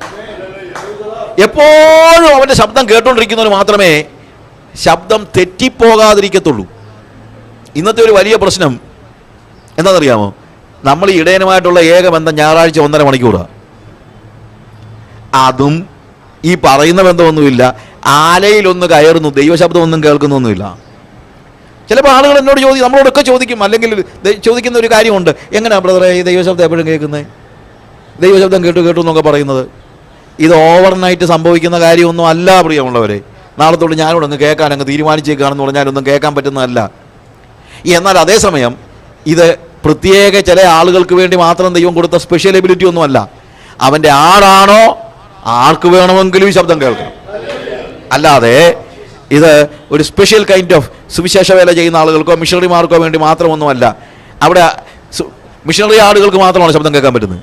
അല്ല, എനി ഷീപ്പ്, അവൻ്റെ ആടാണോ അവൻ നിന്നെ വിളിക്കുമ്പോൾ കേൾക്കാൻ കഴിയുന്നില്ലെങ്കിൽ അതിൻ്റെ അർത്ഥം നീ പല ശബ്ദങ്ങൾ കേട്ടുകൊണ്ടിരിക്കുകയാണെന്നുള്ളതാണ്. അതുകൊണ്ട് ആദ്യം ആ ലോകത്തിൻ്റെ നോയ്സസ്, ബഹളങ്ങളും, ലോകത്തിൻ്റേത് ബഹളമാണ്, അവൻ്റേത് ശബ്ദമാണ്. The world and its noises, Jesus and his voice. ആ നോയ്സസിന് നേരെ ചെവി അടയ്ക്കുമ്പോൾ മാത്രമേ യഥാർത്ഥത്തിൽ കർത്താവിൻ്റെ ശബ്ദം കേൾക്കാൻ കഴിയത്തുള്ളൂ. ഇന്ന് പകലിൽ ആർക്കെങ്കിലും ദൈവശബ്ദം കേൾക്കാൻ കഴിയുന്നില്ലെന്ന് തോന്നുന്നെങ്കിൽ, അത്രയും തോന്നിയാൽ തന്നെ ഭാഗ്യം. ദൈവശബ്ദം കേൾക്കാൻ കഴിയുന്നില്ലെന്ന് തോന്നുന്നില്ലെങ്കിൽ മനസ്സിലാക്കണം, കർത്താവെ, ഞാൻ പല ശബ്ദങ്ങൾക്ക് നേരെ കാത് തുറന്ന് വെച്ചിരിക്കുന്നത് കൊണ്ട് എനിക്ക് ദൈവശബ്ദം കേൾക്കാനായിട്ട് കഴിയുന്നില്ല. അതുകൊണ്ട് ഇന്ന് പകലിൽ ഞാൻ പണത്തിന് നേരെയും പദവികൾക്ക് നേരെയും ഭാവിയെക്കുറിച്ചുള്ള ആശങ്കയ്ക്ക് നേരെയും പിശാചിൻ്റെ വാക്കുകൾക്ക് നേരെയും മോസ്റ്റ് ഓഫ് ദ ടൈം ഈ വറീസൊക്കെ കൊണ്ടുതരുന്ന ആരാണെന്നറിയാം? It is the devil. It's a devil.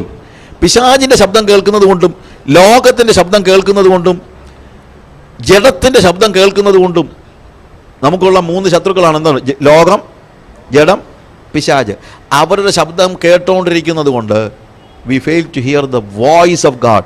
We just hear the noises of the world, the devil and our flesh. നമ്മുടെ ജഡത്തിൻ്റെ, ബിക്കോസ് നമ്മുടെ ജഡത്തിൻ്റെ സുഖങ്ങളാണ് നമുക്കിന്ന്, ആ ശബ്ദമാണ് എപ്പോഴും കൂടുതൽ കേൾക്കുന്നത്. നമുക്ക് കൂടുതൽ സുഖം വേണം, കൂടുതൽ കംഫർട്ട്സ് വേണം, കൂടുതൽ ലക്ഷറി വേണം, കൂടുതൽ കാര്യങ്ങൾ വേണം. ക്രെഡിറ്റ് കാർഡ് മുഴുവൻ ഫില്ല് ചെയ്തിട്ട് പിന്നെയും അടുത്ത ക്രെഡിറ്റ് കാർഡ് നോക്കും. എന്തിനാണെന്നറിയാമോ? ജഡത്തെ സുഖിപ്പിക്കാൻ വേണ്ടിയാണ്. ജഡത്തെ സുഖിപ്പിക്കാൻ.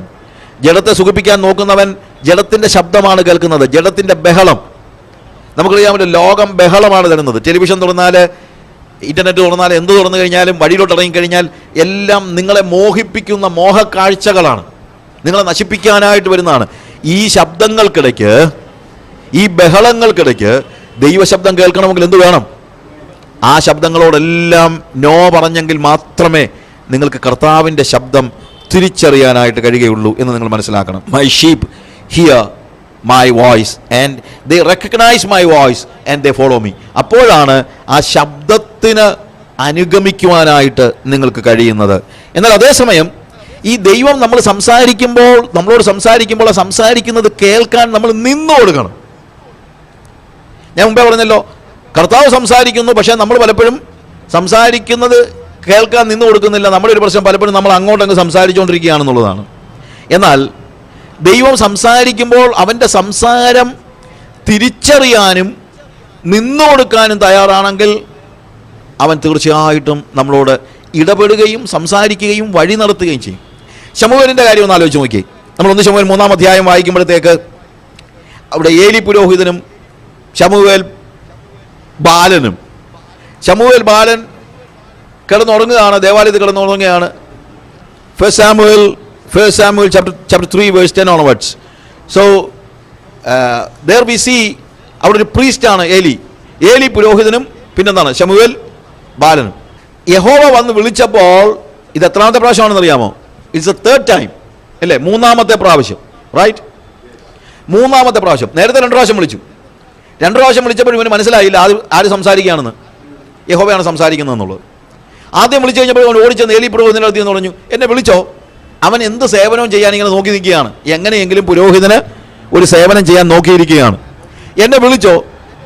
ഏലി പുരോഹിതൻ പാവം കണ്ണിലോട്ട് ഉറക്കം പിടിച്ചപ്പോഴാണ് ചെറുക്കം വന്ന് വിളിച്ചോ എന്ന് ചോദിക്കുന്നത്. പോയി കിടക്കാതെ കിടക്കാം, അമ്മ ഞാൻ വിളിച്ചൊന്നുമില്ല എന്ന് പറഞ്ഞ് ഓടിച്ചു കാണും, ഇല്ലേ?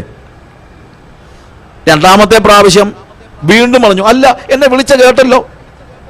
അപ്പോഴാണ് ഏലി പുരോഹിതന് തോന്നിയത്, ഞാൻ വിളിച്ചില്ല, പിന്നെ എന്താ സംഭവിച്ചത്? ചിലപ്പോൾ ദൈവം വല്ലതും വിളിച്ചതാണോ?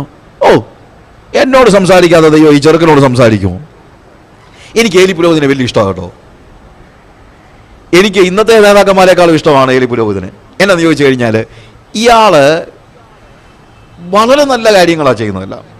ചില മോശം കാര്യങ്ങളൊക്കെ ഉണ്ടെങ്കിലും ചില കാര്യങ്ങൾ ഇക്കാലത്ത് ഞാൻ ചിലപ്പോൾ പറയാറുണ്ട്, ഈ വേദപുസ്തകത്തിലെ ദുഷ്ടകഥാപാത്രങ്ങൾ പോലും നമ്മളെക്കാൾ നല്ലവരാണെന്ന്. വേദപുസ്തകത്തിലെ ദുഷ്ടകഥാപാത്രങ്ങൾ എന്ന് പറയുന്നതിനകത്ത് അവരൊക്കെ പലരും നമ്മളെക്കാൾ നല്ലവരാണ്. ഈ ഏലി പുരോഹിതൻ്റെ കാര്യം ഒന്ന് ആലോചിച്ചേ. ഏലി പുരോഹിതൻ്റെ പ്രശ്നം എന്ന് ചോദിച്ചു കഴിഞ്ഞാൽ, ദൈവം സംസാരിക്കുമെന്നുള്ള കാര്യം ഏലി പുരോഹിതൻ പണ്ടൊക്കെ സംസാരിച്ച് കാണുമായിരിക്കും, പക്ഷേ ഏലി പുരോഹിതൻ അങ്ങ് മറന്നുപോയി. ഈ ശമൂവേൽ ഇത്രയും നാൾ കൂടെ നടന്നിട്ട് ഒരിക്കൽ പോലും പറഞ്ഞില്ല, മോനെ ചിലപ്പോൾ ഒരു പോസിബിലിറ്റി ഉണ്ട് ദൈവം നിന്നോട് സംസാരിക്കാൻ എന്ന് പറഞ്ഞു കൊടുത്തില്ല. പറഞ്ഞു കൊടുക്കാഞ്ഞതിൻ്റെ കാര്യം എന്താണ്? ഇയാൾ തന്നെ ശബ്ദം കേൾക്കുന്നില്ല, അതാണ് പ്രശ്നം. എന്നാൽ താൻ ശബ്ദം കേൾക്കാത്തപ്പോഴും 2 പ്രാവശ്യം ശമൂവേലിനെ യഹോവ വിളിച്ചു, അല്ലെങ്കിൽ ആരെ വിളിച്ചു എന്നറിഞ്ഞപ്പോൾ ഇവൻ പെട്ടെന്ന് പറഞ്ഞു, മോനെ ഒരു പക്ഷേ അതാരായിരിക്കും? യഹോവയായിരിക്കും. ഇന്നത്തെ നേതാക്കന്മാരാണ് പറഞ്ഞു കൊടുക്കുമോ? പറഞ്ഞു കൊടുക്കത്തില്ല. അവർ പറയും, എന്നോട് സംസാരിക്കാൻ ഇപ്പം ചെറുക്കൻ്റെ അടുത്താ കർത്താവിൻ്റെ ഇടപാടല്ലേ, അത് വേണ്ട, അവൻ അങ്ങനെ മുകളിലൊന്നും കയറണ്ട എന്നായിരിക്കും പറയുന്നത്. പക്ഷേ അയാൾ അടുത്ത താഴ്മ നോക്കണോ? നിന്നോട് എന്നെക്കുറിച്ച് എന്തെങ്കിലും പറയുകയാണെങ്കിൽ മറച്ചു വെക്കല്ലേ കേട്ടോ, എന്നോടത് പറയണം. എത്ര ഹമ്പിളാണെന്നൊന്ന് ആലോചിച്ച് നോക്കിക്കേ. ഈ ഹ്യൂമിലിറ്റി ഇന്നത്തെ നമ്മുടെ നേതാക്കന്മാർക്ക് ഉണ്ടായിരുന്നെങ്കിൽ, നമുക്കൊക്കെ ഉണ്ടായിരുന്നെങ്കിൽ ഒന്ന് എത്ര. അതുകൊണ്ട് ഞാൻ പറഞ്ഞത് ഐ ലവ് ഹിം. പല കാര്യങ്ങളിൽ ഏലി പുരോഹിതനോട് എനിക്ക് ഭയങ്കര സ്നേഹമാണ്. കാരണം ഇത്രയും ഹ്യൂമിലിറ്റി ഇന്ന് എനിക്കുൾപ്പെടെ ഉണ്ടോ എന്ന് എനിക്ക് സംശയമാണ്. ഭയങ്കര ഹമ്പിളാണ് ഈ മനുഷ്യൻ. പിന്നെ ഈ മക്കളോടുള്ള ഒരു സ്നേഹമാണ് ഇദ്ദേഹത്തെ എല്ലാ കാര്യത്തിലും കുഴപ്പിച്ച് കളഞ്ഞെന്നുള്ളതേ ഉള്ളൂ. അത് നമുക്കും പറ്റുന്ന പലപ്പോഴും പ്രശ്നമാണ്. ഈ കുഞ്ഞുങ്ങളോടുള്ള അമിത വാത്സല്യവും അവർക്ക് വേണ്ടിയുള്ള കരുതലും അവർ നന്നാകണമെന്നുള്ള ഇതും, അല്ലെങ്കിൽ ഇല്ലാത്ത കഴിവുകൾ, അവർക്കില്ലാത്ത കാര്യങ്ങളൊക്കെ അവരെ കൊണ്ട് ചെയ്യണമെന്ന്. അവർക്കൊന്നും പുരോഹിതനാകാനുള്ള യോഗ്യതയൊന്നുമില്ല, കോളിങ്ങും ഇല്ല. കോളിംഗ് ഇല്ലെങ്കിൽ എന്തിനാണ് ഇവനെയൊക്കെ പറഞ്ഞു വിടുന്നത്? അവൻ വേറെ പണികളും നോക്കട്ടെ, ഇല്ലേ? ചിലപ്പോൾ ഞാൻ പറയാറുണ്ട്, ഇപ്പം നമുക്കെല്ലാം പിള്ളേരെ എഞ്ചിനീയറിങ്ങിന് വിടുന്നു. കഴിവുള്ള പിള്ളേർ പോട്ടെ, മെറിറ്റ് പാസ്സാകുകയാണെങ്കിൽ പിള്ളേർ പൊക്കോട്ടെ. അതല്ലാതെ നമ്മളിപ്പോൾ 25 ലക്ഷം കൊടുത്ത് അഡ്മിഷൻ വാങ്ങിച്ച് അത് കഴിഞ്ഞിട്ട് 5 കൊല്ലം കൊണ്ട് 25 ലക്ഷം ഫീസും കൊടുത്തു, 50 ലക്ഷം. പക്ഷേ 4 കൊല്ലം കൊണ്ട് 25 ലക്ഷം ഫീസ് കൊടുത്തു. ഇവൻ പാസ്സാകേണ്ടതാണ്, പക്ഷേ 10 കൊല്ലം കൊണ്ടാണ് പാസ്സായത്. എല്ലാം കൂടെ വന്നപ്പോഴത്തേക്ക് 1 കോടി രൂപ നമ്മുടെ കയ്യിൽ നിന്ന് പോയി. ഇവിടെ 4 കൊല്ലം കൊണ്ട് പാസ്സാകേണ്ട എഞ്ചിനീയറിംഗ് 10 കൊല്ലം കൊണ്ട് പാസ്സാകുന്ന ഇവന് എഞ്ചിനീയർ ആകാൻ കോളിംഗ് ഇല്ല എന്നുള്ളത് 100% ഉറപ്പാണ്. എടാ, അവന് എഞ്ചിനീയർ ആകാൻ കോളിംഗ് ഉണ്ടായിരുന്നെങ്കിൽ അവൻ 4 കൊല്ലം കൊണ്ട് തീർത്തേനെ വല്ലത്. അവൻ എന്തുകൊണ്ടാണ് തീർക്കാഞ്ഞത്? അവൻ അതിനുള്ള കോളിംഗ് ഇല്ല. പിന്നെ നമ്മളിതിനെ കിടന്ന് യാഗം തുടങ്ങുന്നത്. ഇനി അതല്ല, ഈ 4 കൊല്ലം കൊണ്ട് പാസ്സാകേണ്ട എഞ്ചിനീയറിംഗ് 10 കൊല്ലം കൊണ്ട് പാസ്സാകുന്നവൻ പാലം പണിത് അത് താഴെ പോയില്ലെങ്കിലല്ലേ ഉള്ള അത്ഭുതം. ഇപ്പോഴത്തെ മനുഷ്യരെ ഉപദ്രവിക്കാതെ അവൻ്റെ കോളിംഗ് എന്താണെന്നുള്ളത് മനസ്സിലാക്കി അതിന് പറഞ്ഞുവിട്. എന്തിനാ വെറുതെ നമ്മളുടെ നഷ്ടസ്വപ്നം? ചിലപ്പോൾ ആൾക്കാർ പറയുന്നത് കേട്ടിട്ടുണ്ട്, എനിക്ക് IIT പോകണമെന്നുണ്ടായിരുന്നു, അത് പറ്റിയില്ല, എനിക്ക് ITIയെ പോകാൻ പറ്റുള്ളൂ, എന്നാൽ പിന്നെ എൻ്റെ മോനെ IIT തന്നെ വിട്ടിട്ടേ ഉള്ളൂ എന്ന് പറയുന്ന നമ്മുടെ നഷ്ടസ്വപ്നങ്ങൾ ഈ പിള്ളേരുടെ മേൽ അടിച്ചേൽപ്പിക്കുന്ന ഈ സംഭവം അങ്ങ് നിർത്തണമെന്ന്. ഓരോരുത്തർക്കും ഓരോ കോളിംഗ് ഉണ്ട്. ഏലി പുരോഹിതൻ അവൻ്റെ മക്കളെ അവരുടെ രീതിയിൽ അങ്ങ് വിട്ടാൽ മതിയായിരുന്നു. എന്തിനാണ് ഈ റിലീജിയസ് കാര്യങ്ങളിലൊക്കെ? അവർ റിലീജിയസ് അല്ലല്ലോ, എന്തിനാണ് ഇത് പിടിച്ചേൽപ്പിക്കാൻ നോക്കിയത്? That is the only mistake he did in his life. എന്നാൽ ശമൂവേൽ ബാലനോട് പറഞ്ഞു, ഇനി നീ വിളിക്കുകയാണെങ്കിൽ എന്ത് പറയണം? അടിയനിതാ, അടിയനോട് അരുളി ചെയ്യണമേ, അടിയൻ കേൾക്കുന്നു. സ്പീക്ക് ടു മീ, ദൈ സെർവന്റ് ഹിയേഴ്സ്. ഞാൻ കേൾക്കുന്നു. വാട്ട് ഡസ് ഇറ്റ് മീൻ? ഞാൻ കേൾക്കുന്നു. കേൾക്കുന്നു പറഞ്ഞു കഴിഞ്ഞാൽ എന്താ? ഞാൻ ചെവിക്ക് കേൾക്കുന്നു എന്നുള്ള അർത്ഥമാണോ? ഒരു ചെറുക്കൻ പറഞ്ഞത്, ഒരു ചെറുക്കൻ്റെ അമ്മ ഭയങ്കര പരാതി, പാസ്റ്റർ എന്നപ്പോഴത്തേക്ക് ഭയങ്കര പരാതി, എൻ്റെ പാസ്റ്ററേ ഇവൻ എന്തോ പറഞ്ഞാലും കേൾക്കത്തില്ല. എന്നാൽ ചെറുക്കൻ പറഞ്ഞു, അമ്മേ ചുമ്മാ എന്നെക്കുറിച്ച് അപവാദം പറയില്ല കേട്ടോ. പിന്നെ ഞാൻ അപവാദമാണ് പറഞ്ഞു. പിന്നെ അല്ലാതെ അമ്മ പറഞ്ഞു, എനിക്ക് ഞാൻ എപ്പോഴാണോ എനിക്ക് എന്നെ കേൾക്കാൻ വയ്യായോ? ഞാൻ അനുസരിക്കുന്നില്ലെന്നുള്ളതേ ഉള്ളൂ, ഞാൻ അമ്മ പറയുന്നതെല്ലാം കേൾക്കുന്നുണ്ടെന്നാണ്. ഇല്ലേ? അമ്മ പറഞ്ഞെന്താ, ഇവൻ എന്ത് പറഞ്ഞാലും കേൾക്കത്തില്ലെന്ന്. അവൻ പറഞ്ഞു, ഞാൻ പൊട്ടനൊന്നുമല്ല, ഞാൻ അനുസരിക്കത്തില്ലെന്നുള്ളതേ ഉള്ളൂ. അപ്പം ഇവിടെ ഐ സ്പീക്ക് ടു മീ ദൈ സെർവന്റ് ഹിയേഴ്സ്, അരുളി ചെയ്യണമേ, അടിയൻ കേൾക്കുന്നു എന്ന് പറഞ്ഞു കഴിഞ്ഞാൽ ശമൂവേൽ പറയുന്നത് ഞാൻ അനുസരിക്കാൻ തയ്യാറാണ് എന്നുള്ളതാണ്. I am ready to obey എന്നുള്ളതാണ്. I am ready to obey. അത് നീ പറയണം, പറയാനൊരു അവസരം കൊടുക്കണം. ഇവൻ 2 പ്രാവശ്യം വിളിച്ചപ്പോഴും അവൻ എന്ത് ചെയ്തില്ല? ദൈവം അവനോട് സംസാരിക്കാൻ അവസരം കൊടുത്തില്ല. ഇത് പറയുമ്പോഴാണ് അവൻ അവസരം കൊടുക്കുകയാണ്. സ്പീക്ക് ടു മീ, എന്നോടൊന്ന് സംസാരിക്കും. നമ്മുടെ ഒരു വലിയ പ്രശ്നം എന്നറിയാമോ? നമ്മൾ ദൈവത്തിന് സംസാരിക്കാൻ ജന്മം ചെയ്ത അവസരം കൊടുക്കത്തില്ല. നമ്മളങ്ങ് പറഞ്ഞുകൊണ്ടിരിക്കും. ഈ പാറമേലടിസ്ഥാനം എന്ന് പറയുന്ന പുസ്തകത്തിനകത്ത് ഞാനൊരു സ്റ്റോറി പറഞ്ഞിട്ടുണ്ട്. ഒരു സ്ത്രീ ഡിവോഴ്സിന് വേണ്ടി കേസ് ഫയൽ ചെയ്തു. അതിന് കാരണമായിട്ട് പറഞ്ഞത് 12 വർഷമായി കല്യാണം കഴിഞ്ഞിട്ട് ഇന്നുവരെയും എൻ്റെ ഭർത്താവിനോട് സംസാരിച്ചിട്ടില്ല. കോടതി പറഞ്ഞു വിവാഹമോചനം അനുവദിച്ചിരിക്കുന്നു. ഉടനെ ഭർത്താവ് പറഞ്ഞു, ബഹുമാനപ്പെട്ട കോടതി, ഞാൻ പറയുന്നതൊന്ന് കേൾക്കണം. താൻ ഒന്നും പറയണ്ടല്ലോ, താൻ പൊട്ടണമെന്നല്ലോ, താൻ എന്നോട് വർത്തമാനം പറഞ്ഞില്ല, എന്തിനാണോ താൻ കെട്ടിയ പെണ്ണിനോട് ഇത്രയും നാളായിട്ട് വർത്തമാനം പറഞ്ഞില്ലെന്ന് പറഞ്ഞാൽ? ബഹുമാനപ്പെട്ട കോടതി, അതിനൊരു കാരണമുണ്ട്. എന്ത് കാരണമുണ്ടല്ലോ? എന്താണോ? താൻ കെട്ടിക്കൊണ്ട് വന്നതല്ലേ? പറ, എന്താ കാരണം? ബഹുമാനപ്പെട്ട കോടതി, കഴിഞ്ഞ 12 വർഷമായി ഞാൻ ഇവളോട് സംസാരിക്കാൻ പരിശ്രമിച്ചുകൊണ്ടിരിക്കുക, പക്ഷെ ഇവളൊന്ന് നിർത്തിയിട്ട് വേണ്ടായോ ഞാനൊന്ന് സംസാരിക്കാൻ? ഇവളൊന്ന് നിർത്തിയിട്ട് വേണ്ട ഞാനൊന്ന് സംസാരിക്കാൻ? ദൈവം മിക്കപ്പോഴും ഇതുപോലെയാണ്. നമ്മളൊന്ന് നിർത്തിയിട്ട് വേണ്ടായോ ദൈവത്തിന് സംസാരിക്കാൻ? പ്രാർത്ഥിക്കാൻ അങ്ങോട്ട് ഇരുന്ന് കഴിഞ്ഞാൽ ഡ്രെന്ന് പറഞ്ഞ് ലിസ്റ്റ് വെച്ച് പ്രാർത്ഥിച്ച് യേശുവിൻ്റെ നാമത്തിൽ തന്നെ ആമീൻ എന്ന് പറയുന്നതും കാണാം, എണീറ്റ് ഒറ്റ പോകുമാണ്. നമുക്കൊരു സംതൃപ്തി ഉണ്ടാകുമെന്നുള്ളതല്ലാതെ ഈ പ്രാർത്ഥന കൊണ്ട് പ്രത്യേകിച്ച് ഗുണമൊന്നും ഉണ്ടാകത്തില്ല. ലിസ്റ്റ് വെച്ച് ഭയങ്കര പ്രാർത്ഥനയാണ്. ഇത്ര മണിക്കൂർ പ്രാർത്ഥിച്ചു എന്നുള്ളതാണ് നമ്മുടെയൊക്കെ ഒരു സംതൃപ്തി. സ്പർജൻ പറഞ്ഞൊരു കാര്യമുണ്ട്, പ്രാർത്ഥന യാർഡ് വെച്ചല്ല അളക്കുന്നത്, എത്ര നീളമുണ്ടെന്ന് വെച്ചല്ല പ്രാർത്ഥനയെ അളക്കുന്നത്. നമ്മുടെയൊക്കെ ചിന്ത പ്രാർത്ഥന യാർഡ് അല്ലെങ്കിൽ മീറ്റർ വെച്ചാണ് അളക്കുന്നതെന്നാണ്. See when you pray, sit there, hear the voice of God. ദൈവത്തിൻ്റെ ശബ്ദം നിങ്ങൾ കേൾക്കണം. കേൾക്കണമെങ്കിൽ എന്ത് വേണം? അനുസരിക്കാൻ തയ്യാറാണ് എന്ന് പറയണം. കർത്താവേ, അടിയനോട് അരുളി ചെയ്യണമേ, അടിയൻ കേൾക്കുന്നു എന്ന് പറയാൻ ദൈവസന്നിധിയിൽ തയ്യാറാകുമ്പോഴാണ് ദൈവം സംസാരിക്കുന്നത്. ഇനി മറ്റൊരു കാര്യം കൂടെ ഉണ്ട്. അതെന്താണെന്ന് ചോദിച്ചു കഴിഞ്ഞാൽ, നമ്മൾ കേൾക്കണമെങ്കിലും പലർക്കും കേൾക്കാൻ ആഗ്രഹമുണ്ടെങ്കിലും ചെവി അടച്ചു വെച്ചിരിക്കുകയാണ്. ഇപ്പോൾ യാക്കോബൻ ലേഖനത്തിൽ പറയുന്നൊരു കാര്യമുണ്ട്. എന്താണ്? നിങ്ങൾ കേൾപ്പാൻ വേഗതയും പറവാൻ താമസവും കോപത്തിന് താമസവും ഉള്ളവർ ആയിരിക്കട്ടെ. നിങ്ങൾ കേൾപ്പാൻ വേഗതയും പറവാൻ താമസവും കോപത്തിന് താമസവും ഉള്ളവർ ആയിരിക്കട്ടെ. നമ്മൾ പറയാൻ താമസമുള്ളവരായിരിക്കണം എന്നാണ് പറയുന്നത്. കേൾക്കാൻ വേഗതയുള്ളവരായിരിക്കണം. ഇത് സാമാന്യ ജീവിതത്തിൽ പോലും ശരിയാണ്. എപ്പോഴും ഏറ്റവും നല്ലത് കുറച്ച് സംസാരിക്കുന്നതാണ്. പിന്നെ വേറൊരു തമാശ എന്ന് പറഞ്ഞു കഴിഞ്ഞാൽ, അങ്ങനെ എപ്പോഴും അങ്ങോട്ട് സംസാരിച്ചുകൊണ്ടിരിക്കുന്ന ആൾ നിങ്ങൾക്ക് ഇഷ്ടമാണോ? നിങ്ങൾക്കൊരു കൂട്ടുകാരി ഉണ്ടെന്ന് വെക്കുക, നിങ്ങൾ 1 മണിക്കൂർ സ്പെൻഡ് ചെയ്തു, 59 മിനിറ്റുകൾ അവർ സംസാരിക്കുകയും നിങ്ങൾ എന്തെങ്കിലും പറയാൻ ചെല്ലുമ്പോഴല്ല നിങ്ങൾ ഞാൻ പറയട്ടെ എന്ന് പറയുകയും ചെയ്യുന്ന ഒരാളോട് നിങ്ങൾക്ക് ഭയങ്കര ഇഷ്ടമാണോ? ആണോ? നിങ്ങൾ പറയുന്നത് കേൾക്കുന്നവരെയാണ് നിങ്ങൾക്ക് എന്താണെങ്കിലും ഇഷ്ടം. Am I right? അങ്ങനെയാണ് ദൈവത്തിനും അങ്ങനല്ലെന്ന് ഞാൻ ചോദിക്കുന്നത്. ദൈവത്തിനും അങ്ങനല്ലേ? That's the reason why I say if you pray 1 hour hear 2 hours. നിങ്ങൾ 1 മണിക്കൂർ പ്രാർത്ഥിക്കുകയാണെങ്കിൽ 2 മണിക്കൂറെങ്കിലും വേദോസം വായിക്കണം. കാര്യം വചനം വായിക്കുമ്പോൾ എന്താണ് സംഭവിക്കുന്നത്? അവിടെ യാക്കോബ് ലേഖനത്തിൽ കൃത്യമായിട്ട് സമയമില്ലാത്തതുകൊണ്ടാണ് ഞാൻ ഭാഗം എടുത്ത് വായിക്കാത്തത്. അവിടെ കൃത്യമായിട്ട് പറയുന്നത് വചന കേൾവിയെക്കുറിച്ച് പറയുമ്പോഴാണ് പറയുന്നത്, നിങ്ങൾ കേൾപ്പാൻ വേഗതയുള്ളവരും പറവാൻ താമസമുള്ളവരായിരിക്കട്ടെ. അതുകൊണ്ട് നിങ്ങൾ എല്ലാ അഴുക്കും ദുഷ്ടതയുടെ ആധിക്യവും വിട്ട് ദൈവത്തിൻ്റെ വചനം സൗമ്യതയോടുകൂടെ ഉൾക്കൊള്ളും എന്നാണ് പറയുന്നത്.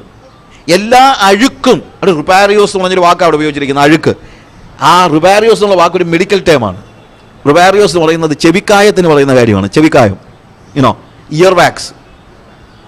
അഴുക്ക് എന്ന് പറയുമ്പോൾ അവിടെ പറഞ്ഞിരിക്കുന്ന വാക്ക് ഒരു മെഡിക്കൽ ടേമാണ്, റുപാരിയോസ്. റുപാരിയോസ് എന്ന് പറയുന്നത് എന്താണ്? ചെവിക്കായം. അപ്പോൾ അതുകൊണ്ട് വചന കേൾവിക്ക് നിങ്ങൾ എന്തോ ചെയ്യണമെന്ന് പറഞ്ഞിരിക്കുന്നത്? ചെവിക്കായം എടുത്ത് കളയണമെന്ന്. ഡോക്ടറുടെ അടുത്ത് കൊണ്ടോ ENT അടുത്ത് കൊണ്ടുപോയി കളയുന്ന കാര്യമല്ല. വചന കേൾവിയെ അത് കളയണം, അത് നല്ലതാണ്. വചന കേൾവിയെ തടയുന്ന എല്ലാ അഴുക്കും, യു അണ്ടർസ്റ്റാൻഡ്? വചന കേൾവിയെ തടയുന്ന എല്ലാ അഴുക്കും നിങ്ങൾ എടുത്തു കളയണം. എന്നാലേ നിങ്ങൾക്ക് എന്താണ് ശരിയായ നിലയിൽ അത് ഉള്ളിലേക്ക് ചെല്ലുകയുള്ളൂ. അത് ഉള്ളിലേക്ക് ചെന്നില്ലെങ്കിൽ ഉള്ള പ്രോബ്ലം, നിങ്ങൾക്കത് അനുസരിക്കാനായിട്ട് കഴിയയില്ല എന്ന് തന്നെയല്ല, നിങ്ങൾക്കത് ഇൻഫാക്ട് വേണ്ട രീതിയിൽ അതിനകത്ത് സന്തോഷിക്കാനായിട്ട് കഴിയത്തില്ല. നമ്മൾ 40-ാമത്തെ സങ്കീർത്തനം 41-ാമത്തെ സങ്കീർത്തനമാണ് നമ്മൾ വായിച്ചത്. ചാപ്റ്റർ 40 അവിടെ പറയുന്ന ഒരു കാര്യം വേഴ്സ് 6 ഓൺവേർഡ്സ് വായിക്കുമ്പോഴത്തേക്ക്, ഹനനയാഗവും ഭോജനയാഗവും നീ ഇച്ഛിച്ചില്ല, നീ ചെവികളെ എനിക്ക് തുളച്ചിരിക്കുന്നു, ഹോമയാഗവും പാപയാഗവും നീ ചോദിച്ചില്ല.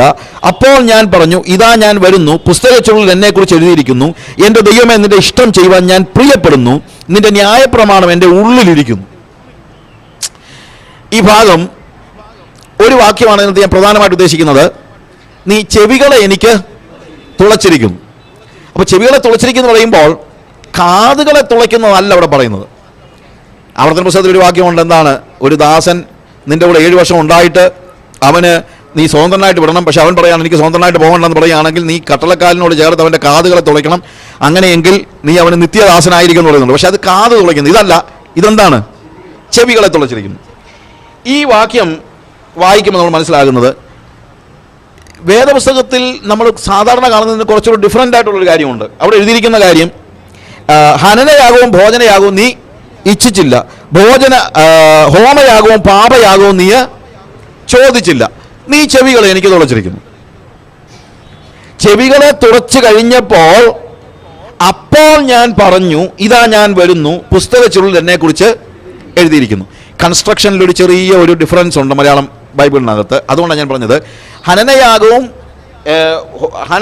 ഭോജനയാഗവും നീ ഇച്ഛിച്ചില്ല, ഹോമയാഗവും പാപയാഗവും നീ ചോദിച്ചില്ല, നീ ചെവികളെ എനിക്ക് തുളച്ചിരിക്കുന്നു. അങ്ങനെയാണ് അത് വായിക്കേണ്ടത്. നീ ചെവികളെ എനിക്ക് തുളച്ചിരിക്കുന്നു. അപ്പോൾ ഞാൻ പറഞ്ഞു, ഇതാ നിന്റെ ഇഷ്ടം ചെയ്യുവാൻ ഞാൻ പ്രിയപ്പെടുന്നു, നിന്റെ ന്യായപ്രമാണം എൻ്റെ ഉള്ളിലിരിക്കുന്നു. അവിടെയും വാക്യം തിരിച്ചു മറിച്ചുമാണ്. അപ്പോൾ ഞാൻ പറഞ്ഞു, നിന്റെ ന്യായപ്രമാണം എൻ്റെ ഉള്ളിലിരിക്കുന്നു, എന്താണ്? നിന്റെ ഇഷ്ടം ചെയ്യുവാൻ ഞാൻ പ്രിയപ്പെടുന്നു. അതിൻ്റെ കൺസ്ട്രക്ഷൻ്റെ ഡിഫറൻസ് മനസ്സിലായല്ലോ. ഓക്കെ, സോ ഞാൻ ഈ സങ്കീർത്തനക്കാരൻ ഈ വേദോസം വായിച്ചുകൊണ്ടിരിക്കുന്ന കൂട്ടത്തിൽ അവൻ വായിച്ചു നോക്കിയപ്പോഴത്തേക്ക് ഇതിനകത്ത് എന്തോതിനെക്കുറിച്ചൊക്കെയാണ് എഴുതിയിരിക്കുന്നത് എന്ന് നോക്കി. ഹോമയാഗം, ഹനനയാഗം, പാപയാഗം, സമാഗമന കൂടാരം, മോശ, യാക്കോബ്, അബ്രഹാം. അപ്പം അവൻ വേദോസിൽ എഴുതിയിരിക്കുന്ന കാര്യങ്ങളൊക്കെ നോർമൽ വേയിൽ വായിച്ചപ്പോൾ അവന് മനസ്സിലായി ഇതാരെക്കുറിച്ചാണ്, എന്തിനെക്കുറിച്ചാണെന്നൊക്കെ മനസ്സിലാക്കി. നമ്മൾ സാധാരണ രീതിയിൽ വേദോസം വായിച്ചു കഴിഞ്ഞാൽ ഇങ്ങനെയൊക്കെയാണ് മനസ്സിലാക്കുന്നത്. നമ്മുടെ മനസ്സിൽ മുഴുവൻ ഹനനയാഗവും ഹോമയാഗവും പാപയാഗവും അതുപോലുള്ള കാര്യങ്ങളും, അല്ലെങ്കിൽ അബ്രഹാമിനെക്കുറിച്ചും നെഹമ്യാവിനെക്കുറിച്ചും മറ്റുള്ള ആളുകളെക്കുറിച്ചൊക്കെ എഴുതിയിരിക്കുന്നതേ നമുക്ക് തോന്നത്തുള്ളൂ. എന്നാൽ അങ്ങനെ അത് ലിറ്ററലായിട്ട് വായിച്ചുകൊണ്ടിരുന്നപ്പോൾ കയറിയത് തലയിലാണ്. It is in your head. പക്ഷെ ദൈവം എന്ത് ചെയ്യുന്നറിയാമോ? ചെവികളെ അങ്ങ് തുളച്ചപ്പോൾ ന്യായപ്രമാണം എൻ്റെ ഉള്ളിലായി. This is a difference. It's so easy. അതായത് തലയിലിരുന്ന വചനം ദൈവം ചെവി തുളച്ചപ്പോഴത്തേക്ക് എങ്ങോട്ട് ഇറങ്ങിച്ചെന്നു? ഹൃദയത്തിലേക്ക് ഇറങ്ങിച്ചെന്നു. ഇത് സംഭവിക്കാത്തതാണ് ഇന്നത്തെ ഏറ്റവും വലിയ പ്രശ്നം. ഒരാൾ പറഞ്ഞു സ്വർഗവും നരകവും തമ്മിൽ ഓരടി ഡിഫറൻസേ ഉള്ളെന്ന്. There is only 1 feet difference between heaven and hell. Hey, how come? അവർ പറഞ്ഞതെന്നറിയാമോ? ഈ തലയിലിരിക്കുന്ന സാധനം ഹൃദയത്തിൽ വന്നില്ല, നീ നരകത്തിലാണ്. തലയിലിരിക്കുന്ന സാധനം it is only 1 feet, right? From the head to the heart it is only 1 feet. So what happens if it doesn't go down deep into your heart? You are in hell. ഇപ്പൊ പലപ്പോഴും ഉള്ള പ്രശ്നം വേദപുസ്തകത്തിന്റെ കാര്യങ്ങളൊക്കെ നമ്മുടെ തലയിലാണ് ഇരിക്കുന്നത്, അല്ലാതെ ഹൃദയത്തിലല്ല. ഹൃദയത്തിലേക്ക് കയറിയിട്ടില്ല. ഹൃദയത്തിലേക്ക് കയറാത്തത് കൊണ്ട് ഇതെല്ലാം ആരെക്കുറിച്ച്, ഇതെന്താ ഇവിടെ എഴുതിയിരിക്കുന്നത്? അത് യോനായെ കുറിച്ച്, അത് യാക്കോബിനെ കുറിച്ച്, അത് നെഹമ്യാവിനെ കുറിച്ച്, അത് സമാഗമന കൂടാരത്തെ കുറിച്ച്, അത് ഹനനയാഗത്തെ കുറിച്ച്, ഭോജനയാഗത്തെ കുറിച്ച്, നമ്മളെ കുറിച്ചല്ല. പക്ഷേ ചെവി തുളച്ച് ഇത് ഹൃദയത്തിൽ ചെറിയ പറയാണ് പുസ്തകച്ചുള്ളിൽ എന്നെ കുറിച്ച് എഴുതിയിരിക്കുന്നത്. അപ്പോൾ വേദപുസ്തകത്തിന്റെ വാക്കുകൾ നമ്മളെ കുറിച്ചാകണമെങ്കിൽ തലയിൽ നിന്ന് അതെങ്ങോട്ട് വരണം? ഹൃദയത്തിലേക്ക് ഇറങ്ങി വരണം. This is the biggest difference we need to understand. ഞാൻ കോട്ടയത്ത് ഒരു മീറ്റിംഗ് നടത്തിക്കൊണ്ടിരുന്നപ്പോൾ എൻ്റെ ഒരു കൂട്ടുകാരൻ എന്നെ വിളിച്ചു, എവിടെയാ?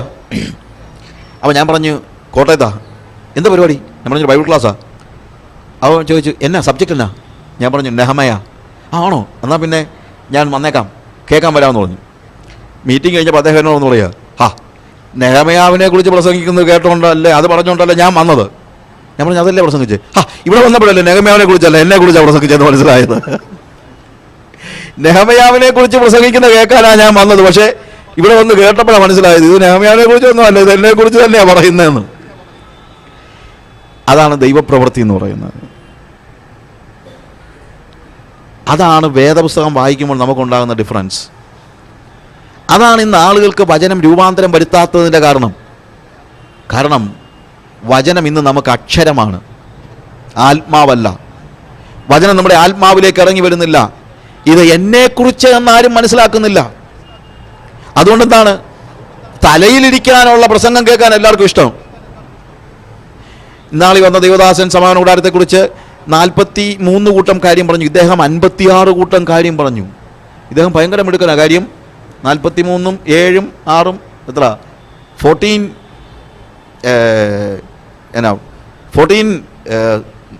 പോയിന്റ്സ് എക്സ്ട്രാ ഇദ്ദേഹം പറഞ്ഞു കേട്ടോ. സമാഗമന കൂടാരത്തെക്കുറിച്ച് പറഞ്ഞുകൊണ്ടിരുന്നു കഴിഞ്ഞാൽ നമ്മുടെ ആത്മീയതയിൽ ഒന്നും സംഭവിക്കാനില്ല. Unless and otherwise you understand it is about me that is written in the word of God. വചനം വായിക്കുമ്പോൾ എന്നെക്കുറിച്ചാണ് പറഞ്ഞതെന്ന് തിരിച്ചറിയാൻ കഴിയുമ്പോൾ, and then again it goes to the heart. ഹൃദയത്തിലേക്ക് ചെല്ലുന്നതുകൊണ്ടുണ്ടാകുന്ന പ്രത്യേകത അറിയാമോ? So I delight to do thy will. എന്നെക്കുറിച്ചാണ് എഴുതിയിരിക്കുന്നത് തന്നെയല്ല, പുസ്തകച്ചുരുളിൽ എന്നെക്കുറിച്ച് എഴുതിയിരിക്കുന്നു, ദൈവമേ നിന്റെ ഇഷ്ടം ചെയ്യുവാൻ ഞാൻ പ്രിയപ്പെടുന്നു. What does it mean? പുസ്തകച്ചുരുളിൽ എഴുതിയിരിക്കുന്നത് എന്നെക്കുറിച്ചാണ് തന്നെയല്ല, പുസ്തകച്ചുരുളിൽ എഴുതിയിരിക്കുന്നത് എന്നെക്കുറിച്ചുള്ള ദൈവത്തിൻ്റെ ഇഷ്ടമാണ്. അല്ലാതെ മനുഷ്യനെ ദൈവം സൃഷ്ടിച്ച കാര്യങ്ങൾ എഴുതിയിട്ടുള്ള അർത്ഥത്തിലല്ല. ദൈവത്തിന് എന്നെക്കുറിച്ചുള്ള ഇഷ്ടം എന്താണ്? What God wants me to do, what is his desire about my life, and that is clearly written in the word of God. When you read the word you will understand what God wants you to do. ഞാൻ എന്ത് ചെയ്യണമെന്നുള്ളത് ഞാൻ മനസ്സിലാക്കുന്നത് വചനത്തിൽ എന്നെക്കുറിച്ചുള്ള ദൈവത്തിൻ്റെ ഇഷ്ടം ഇതിനകത്ത് പറഞ്ഞിരിക്കുന്നത് തിരിച്ചറിയുമ്പോഴാണ്. So I delight to know thy will. I delight to do thy will. I know that it is written about me. ഞാൻ മനസ്സിലാക്കുന്നു ഇത് എന്നെക്കുറിച്ചാണ് എഴുതിയിരിക്കുന്നത്. And I delight to do thy will. എന്നുള്ളതെന്നറിയാമോ? ഡിലൈറ്റ് ഉണ്ടാകുന്നത് തലയിലല്ല, ഡിലൈറ്റ് ഉണ്ടാകുന്നത് ഹൃദയത്തിലാണ്. You understand? പലപ്പോഴും ക്രിസ്തീയ ജീവിതം എന്ന് പറയുന്നത് ഒരു ബേർഡനായിട്ടാണ് ആൾക്കാർ പറയുന്നത്. ചിലപ്പോൾ ആളുകൾ പറയുന്നത് കേട്ടിട്ടുണ്ട്, എന്താ പറയാനാ ബ്രദറെ, രക്ഷിക്കപ്പെട്ടുപോയില്ലേ ബ്രദറെ എന്ന്. രക്ഷിക്കപ്പെട്ടുപോയില്ലേ എന്ന് വെച്ച് കഴിഞ്ഞാൽ ഇത് ഏതാണ്ട് പെട്ടുപോയെന്നാ കാര്യം. അയ്യോ ഇങ്ങനെയൊക്കെ എങ്ങനെ ജീവിക്കുന്നത്? അങ്ങ് ബേർഡനാണ്. It's a burden if it is in your head. ഇത് നിങ്ങളുടെ തലയിലാണെങ്കിൽ ഇത് നിങ്ങൾക്ക് എപ്പോഴും എന്തായിരിക്കും? ബേർഡൻ ആയിരിക്കും. The commandments that is written in the Bible, if you understand it only through your head, it is a burden. അയ്യോ, അങ്ങനെയും ചെയ്യാൻ പറ്റിയല്ലേ, ഇതും പറ്റത്തില്ലേ, അങ്ങനെയും പറഞ്ഞിട്ടുണ്ടോ വേദോസത്തിൽ? എൻ്റെ ദൈവം പിന്നെ എങ്ങനെ മനുഷ്യൻ ജീവിക്കുന്നത്? It's a burden. But if it is from the heart, it is not a burden at all. ഹാർട്ടിൽ നിന്നാണ് നമുക്ക് സ്നേഹം ഉണ്ടാകുന്നത്, ഡിലൈറ്റ് ഉണ്ടാകുന്നത്, everything. If you love God with all your heart, then nothing that you do for him is not a burden at all. It's a delight. അത് കൽപ്പനയായതുകൊണ്ടല്ല. കൽപ്പന ആണോ എന്ന് ചോദിച്ചാൽ may be it is A commandment. പക്ഷേ ഈ commandment ഒക്കെ ഒരു കാലഘട്ടത്തിലേക്കേ ഉള്ളൂ. കുറച്ച് കഴിയുമ്പോഴത്തേക്ക് കമാൻഡ്മെന്റ് ഒന്നും വർക്ക് ചെയ്തില്ല, അതിൻ്റെ ആവശ്യമില്ല. പകരം എന്താണ്?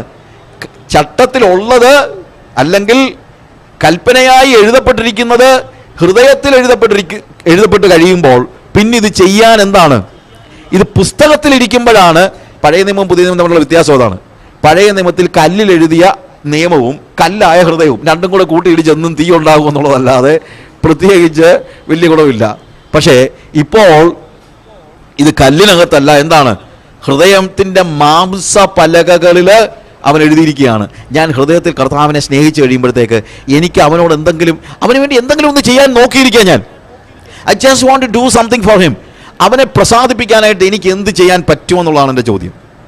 എൻ്റെ ഭാര്യ എനിക്ക് ഒരു ഗ്ലാസ് കാപ്പി ഇട്ട് തരുന്നത് ഞാൻ ചിലപ്പം most of the time, pastor Biju knows, ഞാൻ രാത്രി മിക്കപ്പോഴും normally I may not be able to sleep. ഉറങ്ങാൻ പേടിയുണ്ടായിട്ടോ അല്ലെങ്കിൽ ഒന്നുമല്ല, ഐ വർക്ക് ഹാർഡ്. ആ കാര്യത്തിൽ ഞാൻ നന്നായിട്ട് ഹാർഡ് വർക്ക് ചെയ്യുന്ന ആളാണ്. സക്കിനാക്കായിൽ അവരുണ്ടായിരുന്ന സമയത്ത് ഞാൻ മിക്കപ്പോഴും അവിടെ താമസിക്കുമ്പം രാവിലെ 6 മണിക്ക് ബിജുവിനെ എഴുന്നേൽപ്പിച്ച് പാല് വാങ്ങിക്കാൻ വിട്ടിട്ട് ഞാൻ കിടന്നുറങ്ങും. കാര്യം 6 മണിക്കാണ് ഞാൻ കിടക്കുന്നത്. അപ്പോൾ ഞാൻ രാവിലെ ഇരുന്ന് എഴുതുകയാണെന്ന് വെച്ചോ, എൻ്റെ ഭാര്യ എനിക്ക് രാവിലെ അവൾ കിടന്നുറങ്ങി രാവിലെ 5 മണി ആയപ്പോൾ നോക്കിയപ്പോഴും ഞാൻ കിടന്നിട്ടില്ല. അവൾ വന്നിട്ട് എനിക്ക് നല്ലൊരു കാപ്പി ഇട്ടുകൊണ്ട് തരുന്നു. എന്തുകൊണ്ടാണ് അവൾ കാപ്പി ഇട്ടുകൊണ്ട് തരുന്നത്? എന്തുകൊണ്ടാണ് നിങ്ങൾ ചിന്തിക്കുന്നുണ്ടോ? അവൾ എനിക്ക് കാപ്പി ഇട്ട് തന്നില്ലെങ്കിൽ ഞാൻ അവളെ തൊഴിക്കുമെന്നോ അടിക്കുമെന്നോ പറഞ്ഞത് ഇന്ന് വരെ ചെയ്തിട്ടില്ല. ഇന്ന് വരെ എൻ്റെ ഭാര്യയെ ഞാൻ തല്ലുകയോ അടിക്കുകയോ തൊഴിക്കുകയോ ഒന്നും ചെയ്തിട്ടില്ല. അപ്പോൾ പിന്നെ എന്താണെങ്കിലും ആ പേടി അവൾക്കില്ല.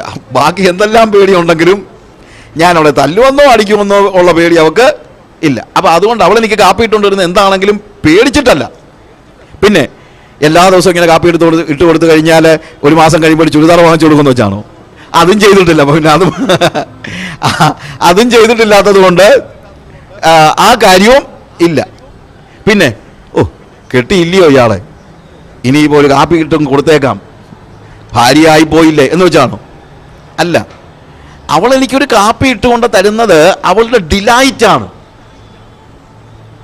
അതവളോട് ആരും പറഞ്ഞിട്ടല്ല, നിർബന്ധിച്ചിട്ടല്ല.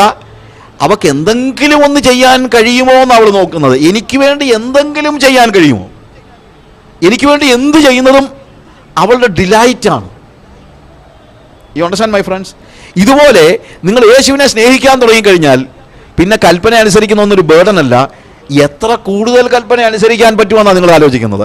അവന് വേണ്ടി എത്ര കൂടുതൽ പ്രവർത്തിക്കാൻ പറ്റും, അവന് വേണ്ടി എത്ര കൂടുതൽ കഷ്ടപ്പെടാൻ പറ്റും, അവന് വേണ്ടി എത്ര കൂടുതൽ അടിയേൽക്കാൻ പറ്റും, അവന് വേണ്ടി എത്ര കൂടുതൽ രാജ്യങ്ങളിൽ എത്ര കൂടുതൽ സ്ഥലങ്ങളിൽ കർത്താവിൻ്റെ സുവിശേഷം എത്തിക്കാൻ പറ്റും, അവന് വേണ്ടി എത്ര കൂടുതൽ ട്രാക്റ്റ് കൊടുക്കാൻ പറ്റും. അതിൻ്റെ ഡിലൈറ്റാ, അതെനിക്ക് ബേർഡൻ അല്ല, അതെൻ്റെ ഉത്തരവാദിത്വമാണല്ലോ എന്ന് വെച്ചല്ല.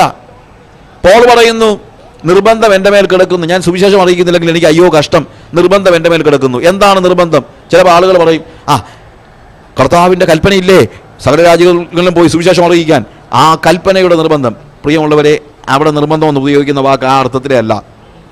പോൾ അവിടെ പറയുന്നത് എൻ്റെ സ്നേഹം, ജനങ്ങളോടുള്ള സ്നേഹം എന്നെ നിർബന്ധിക്കുന്നതാണ്. ഞാൻ സുവിശേഷം അറിയിക്കുന്നില്ലെങ്കിൽ എനിക്ക് അയ്യോ കഷ്ടം, എന്നെ കർത്താവ് പിടിച്ച് നരകത്തിലിട്ടാലോ? അല്ല, എനിക്ക് സുവിശേഷം അറിയിച്ചില്ലെങ്കിൽ എനിക്ക് ഇരിക്കാൻ പറ്റത്തില്ല, എനിക്ക് സുവിശേഷം അറിയിച്ചില്ലെങ്കിൽ എനിക്ക് ഉറങ്ങാൻ പറ്റത്തില്ല, എനിക്ക് എനിക്ക് കഴിക്കാൻ പറ്റത്തില്ല. കാര്യം നഷ്ടപ്പെട്ടു പോകുന്ന ആത്മാക്കളെ കുറിച്ച് ഓർക്കുമ്പോൾ എൻ്റെ കർത്താവിന് വേണ്ടി അവരെ നേടുവാനുള്ള വലിയ മോഹത്തിൽ എനിക്ക് ഭയങ്കരമായിട്ട് നിർബന്ധം എൻ്റെ മേൽ കിടക്കുന്നു, സ്നേഹത്തിൻ്റെ നിർബന്ധം. ആ നിർബന്ധം അറിയണമെങ്കിൽ ചെവി തുളച്ച് ശബ്ദം അകത്തേക്ക് ഇറങ്ങിച്ചെല്ലണം. We have a God who speak. സംസാരിക്കുന്ന ഒരു ദൈവം നമുക്കുണ്ട്. പക്ഷേ ആ സംസാരിക്കുന്ന ദൈവത്തിൻ്റെ ശബ്ദം നമ്മൾ കേൾക്കാത്തത് കൊണ്ട് അവൻ സംസാരിക്കുന്നില്ല എന്നല്ല അർത്ഥം. He speaks. വാസ്തവത്തിൽ അവൻ്റെ ശബ്ദം കേൾക്കുന്നതാണ് ലോകത്തിലെ ഏറ്റവും വലിയ ആനന്ദം. അതാണ് നമ്മുടെ അഷ്വറൻസ്. ഞാനിതിൽ അഷ്വറൻസിനെ കുറിച്ച് പറഞ്ഞല്ലോ. What is our assurance?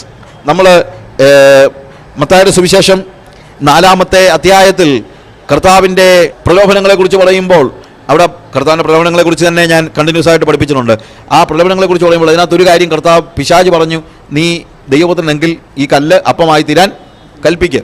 അപ്പം നിനക്ക് മനസ്സിലാക്കാൻ പറ്റുമല്ലോ, at least you can be assured that you are the child of or the son of God. അവൻ എനിക്ക് അതിൻ്റെ ആവശ്യമൊന്നുമില്ല. ഞാൻ ദൈവമകനാണെന്ന് അറിയാൻ, അല്ലെങ്കിൽ ഞാൻ ദൈവത്തിൻ്റെ പുത്രനാണെന്ന് അറിയാനായിട്ട് എനിക്ക് കല്ലപ്പമായി തീരേണ്ട അത്ഭുതമൊന്നും എനിക്ക് കാണേണ്ട കാര്യമൊന്നും ഇല്ല. പിന്നെന്താണ്? Every word that proceeds from the mouth of the Lord enlivens me. ദൈവത്തിൻ്റെ വായിൽ നിന്ന് പുറപ്പെടുന്ന ഓരോ വചനവും എന്നെ ജീവിപ്പിക്കുന്നു. എന്താണെന്നറിയാമോ? It reaches me. അതെൻ്റെ അടുത്ത് വരുന്നുണ്ട്. പിതാവ് സംസാരിക്കുന്ന വാക്കുകൾ എന്നിൽ വന്ന് അത് ജീവനാകുമ്പോഴാണ് ഞാൻ അവൻ്റെ മകനാണെന്നുള്ളത് ഞാൻ അറിയുന്നത്. അതാണ് കർത്താവ് പറയുന്നതിൻ്റെ ഒരർത്ഥം. അതാണ്. That is one of the biggest meaning that he says that I am the son of God. I don't need any gimmicks, any magic, any miracle to prove it. I know because every word that proceeds from the mouth of the Lord reaches me and that enlivens me. അവൻ്റെ വായിൽ നിന്ന് വരുന്ന ഓരോ ശബ്ദവും എൻ്റെ അടുത്ത് വരുന്നുണ്ട്. I hear the voice and that enlivens me. അതെന്നെ ജീവിപ്പിക്കുന്നുണ്ട്. റോമാലേഖനം 8-ാമത്തെ അധ്യായത്തിന്റെ 16-ാമത്തെ വാക്യത്തിൽ, how can we know that we are the children of God? The Spirit beareth in our spirit that we are the children of God. The Spirit bears witness in our spirit. ആത്മാവ് താനും ആത്മാവോട് സാക്ഷ്യം പറയുന്നു നാം ദൈവത്തിൻ്റെ മക്കൾ എന്ന്. How can we know that we are children of God? We can know it because we have proper communication with the Holy Spirit. When the Holy Spirit speaks to your spirit, you can make sure that you are a child of God. ദൈവത്തിൻ്റെ വചനം, ദൈവത്തിൻ്റെ പരിശുദ്ധാത്മാവിൻ്റെ ശബ്ദം നിങ്ങളുടെ കാതുകളിൽ എത്തുന്നുണ്ടെങ്കിൽ, നിങ്ങൾക്ക് ആ communication proper ആണെങ്കിൽ നിങ്ങൾക്കറിയാം. പക്ഷെ വേറൊരാൾക്കത് കേൾക്കാൻ പറ്റണമെന്നില്ല. ഒരു പയ്യൻ ഒരു പട്ടം പറപ്പിച്ചുകൊണ്ടിരിക്കുന്ന കൂട്ടത്തിൽ, പട്ടം പറപ്പിച്ചാലുള്ള ഒരു പ്രത്യേകത നിങ്ങൾക്കറിയാമല്ലോ, കുറച്ച് കഴിയുമ്പോഴത്തേക്ക് പട്ടം കാണത്തില്ല. പട്ടം പോലും അങ്ങ് ഉയർന്ന ഒടുവിൽ you cannot even hear the kite. And a boy was just holding the string and he was doing like this and a man came, hey boy, what are you doing? അവൻ പറഞ്ഞു, ഞാൻ കൈറ്റ് പറപ്പിക്കുകയാണ്. എവിടെ? It's not there. No, it is there. മോനെ, നിനക്ക് തെറ്റ് പറ്റിയതാണ്. അവിടെ ഒന്നും അതൊന്നും ഇല്ല. There is no kite in the sky. You are just holding your hands like this. No. When I do it, I feel it in my hands. ഞാൻ ഓരോ പ്രാവശ്യവും ഈ ചരടിൽ പിടിച്ച് വലിക്കുമ്പോൾ എനിക്കറിയാം അങ്ങ് ദൂരെ ആ പട്ടം ഉണ്ടെന്നുള്ളത്. അവൻ്റെ കയ്യിൽ അവൻ അറിയുകയാണ്. ഇതേപോലെ ദൃശ്യമായ നിലയിൽ ഒരുപക്ഷെ ദൈവത്തെ നമ്മൾ കണ്ണുകൊണ്ട് കാണുന്നില്ലായിരിക്കാം, അപ്പുറത്തായിരിക്കാം. പക്ഷെ ആ പിതാവുമായിട്ടുള്ള എൻ്റെ കമ്മ്യൂണിക്കേഷൻ എനിക്ക് എപ്പോഴും എൻ്റെ ഹൃദയത്തിൽ, whenever every moment of my life I feel the presence of God in my heart, in my spirit. എൻ്റെ ആത്മാവിൽ ഞാൻ അവൻ്റെ ശബ്ദം കേൾക്കുന്നുണ്ട്. ഇന്ന് ഞാൻ എൻ്റെ വാക്കുകളെ അവസാനിപ്പിക്കുമ്പോൾ 5 കാര്യങ്ങളാണ് ദൈവം ചെയ്യുന്നതായിട്ട് നമ്മൾ പറഞ്ഞു. അതിനകത്ത് നമ്മൾ ഒരു കാര്യത്തെക്കുറിച്ചാണ് കാര്യമായിട്ട് പഠിച്ചത്. We have a God who speaks. We have a God who promises. We have a God who fulfills. We have a God who visits. We have a God who commands. നമുക്ക് ഓരോന്നും പഠിക്കാനുള്ള സമയം ഉണ്ടായിട്ടില്ല. But I was just trying to say something, the very first things. What's it? We have a God who speaks. Don't say God doesn't speak. God speaks. ഒരിക്കലും പറയരുത് ദൈവം സംസാരിക്കുന്നില്ല എന്ന് പറയരുത്. ദൈവം സംസാരിക്കുന്നുണ്ട്, പക്ഷെ നമ്മൾ കേൾക്കുന്നില്ല എന്നുള്ളതാണ്. എന്തുകൊണ്ട് നമ്മൾ കേൾക്കുന്നില്ല എന്ന് ചോദിച്ചാൽ നമ്മൾ പലപ്പോഴും ആ ശബ്ദത്തോട് സെൻസിറ്റീവ് ആകുന്നില്ല എന്നുള്ളതാണ്. നമ്മൾ ഒത്തിരി നോയ്സസ് കേൾക്കുന്നത് കൊണ്ട് അവൻ്റെ വോയിസ് കേൾക്കാൻ നമുക്ക് കഴിയുന്നില്ല. ഈ ശബ്ദം കേൾക്കണമെങ്കിൽ, ഈ വോയിസ് കേൾക്കണമെങ്കിൽ ആദ്യം ആവശ്യമായിരിക്കുന്നത് close your ears to all the noises of this world. ലോകത്തിൻ്റെ എല്ലാ ബഹളങ്ങൾക്കുമെതിരെ കാതടച്ചാൽ മാത്രമേ നിങ്ങൾക്ക് ദൈവത്തിൻ്റെ ശബ്ദം കേൾക്കാനായിട്ട് പറ്റുള്ളൂ. Because most of the time God speaks in A still small voice. Elijah was very eager to hear the voice of God. He could not see God, he could not feel God, he cannot see God when there was a big wind or earthquake and even fire, he could not. ആ ഫയറിലൊന്നും അവന് എന്ത് ചെയ്യാൻ പറ്റിയില്ല, ദൈവത്തെ കാണാൻ പറ്റിയില്ല. And God speaks through a still small voice. ദൈവം ഒരു ചെറിയ ശബ്ദത്തിലൂടെ സംസാരിക്കുകയാണ്. Even now God wants to speak to you. നിങ്ങളോട് സംസാരിക്കാൻ കർത്താവിന് ആഗ്രഹമുണ്ട്. പക്ഷേ he want to speak in a still small voice. അത് എല്ലാവരും കൂടി ഇരിക്കുമ്പോഴായിരിക്കത്തില്ല പറയുന്നത്. Spend time with God. കർത്താവേ, അടിയനിതാ, അടിയനോട് സംസാരിക്കണമേ എന്ന് പറയണം. അടിയനിതാ, അടിയനോട് സംസാരിക്കണമെന്ന് പറഞ്ഞു കഴിഞ്ഞാൽ അതിൻ്റെ പ്രത്യേകത എന്നറിയാമോ? അതിൻ്റെ പ്രത്യേകത അവൻ പറയുന്നത് കേൾക്കാൻ മാത്രമല്ല, അതനുസരിക്കാനും ഞാൻ തയ്യാറാണ്. അനുസരിക്കാൻ ഞാൻ തയ്യാറാണ്. ദൈവത്തിൻ്റെ ഒരു വലിയ പ്രത്യേകത, അനുസരിക്കാൻ തയ്യാറില്ലാത്തവനെ കേൾപ്പിക്കത്തുമില്ല. ദൈവം സംസാരിക്കുമ്പോൾ 2000 ഞാൻ ഹിമാചൽ പ്രദേശിൽ I was spending time in prayer and God told me, I'm going to show you many horizons. I'm going to lead you to many horizons. ഞാൻ നിന്നെ അനേക ചക്രവാളങ്ങളിലേക്ക് നയിക്കാൻ പോകുകയാണ്. അപ്പോൾ ഞാൻ കർത്താവ് പറഞ്ഞു, വളരെ നന്ദി കർത്താവേ. കർത്താവ് പറഞ്ഞു, it's not just one horizon, many horizons. ഞാൻ പറഞ്ഞു, യെസ് ഐ അണ്ടർസ്റ്റാൻഡ്. അങ്ങനെ കർത്താവ് പറഞ്ഞു, no you did not understand. അപ്പോൾ ഞാനിങ്ങനെ ആലോചിച്ച് എന്താ കർത്താവ് പറയാൻ ഉദ്ദേശിക്കുന്നത്. കർത്താവ് പറഞ്ഞു, you know the speciality of a horizon. ഒരു ചക്രവാളത്തിൻ്റെ പ്രത്യേകത, ചക്രവാളം എന്ന് പറഞ്ഞാൽ നമ്മുടെ അവസാനത്തെ കാഴ്ചയാണ് നമ്മുടെ ചക്രവാളം എന്ന് പറയുന്നല്ലേ. When you stand somewhere, what you see at the end, that is the horizon. You understand? അപ്പോൾ കർത്താവ് പറഞ്ഞു, ചക്രവാളങ്ങളെന്ന് പറയുമ്പോൾ നിനക്ക് ഒരു പ്രാവശ്യം ഒരു ചക്രവാളത്തെ മാത്രമേ കാണാൻ പറ്റുള്ളൂ. അടുത്ത ചക്രവാളം കാണണമെങ്കിൽ ഞാൻ നിന്നെ കാണിച്ച ചക്രവാളത്തിൽ നീ നടന്ന് കയറിയാലേ നിനക്ക് അടുത്ത ചക്രവാളം കാണാൻ പറ്റത്തുള്ളൂ. ഇതുപോലാണ് ദൈവത്തിനോടുള്ള അനുസരണം എന്ന് പറയുന്നത്.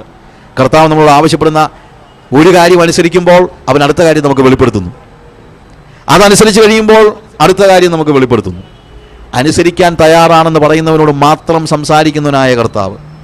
ശമൂവേൽ പറഞ്ഞു, സംസാരിക്കണമേ, അടിയൻ കേൾക്കുന്നു, ഞാൻ അനുസരിക്കാൻ തയ്യാറാണ്. ഇന്ന് നമുക്ക് കർത്താവിന് പറയാൻ കഴിയണം, കർത്താവേ, ഞാൻ ലോകത്തിൻ്റെ ബഹളങ്ങൾ കേട്ട് മടുത്തു. ഞാൻ ലോകത്തിൻ്റെ ബഹളങ്ങൾക്ക് നേരെ എൻ്റെ കാതുകളെ അടയ്ക്കുകയാണ്. ഞാനും നീയും ഒറ്റയ്ക്കുള്ള ആ ഏകാന്തത ഞാൻ കൊതിക്കുകയാണ്. എന്നോട് സംസാരിക്കണമേ കർത്താവേ.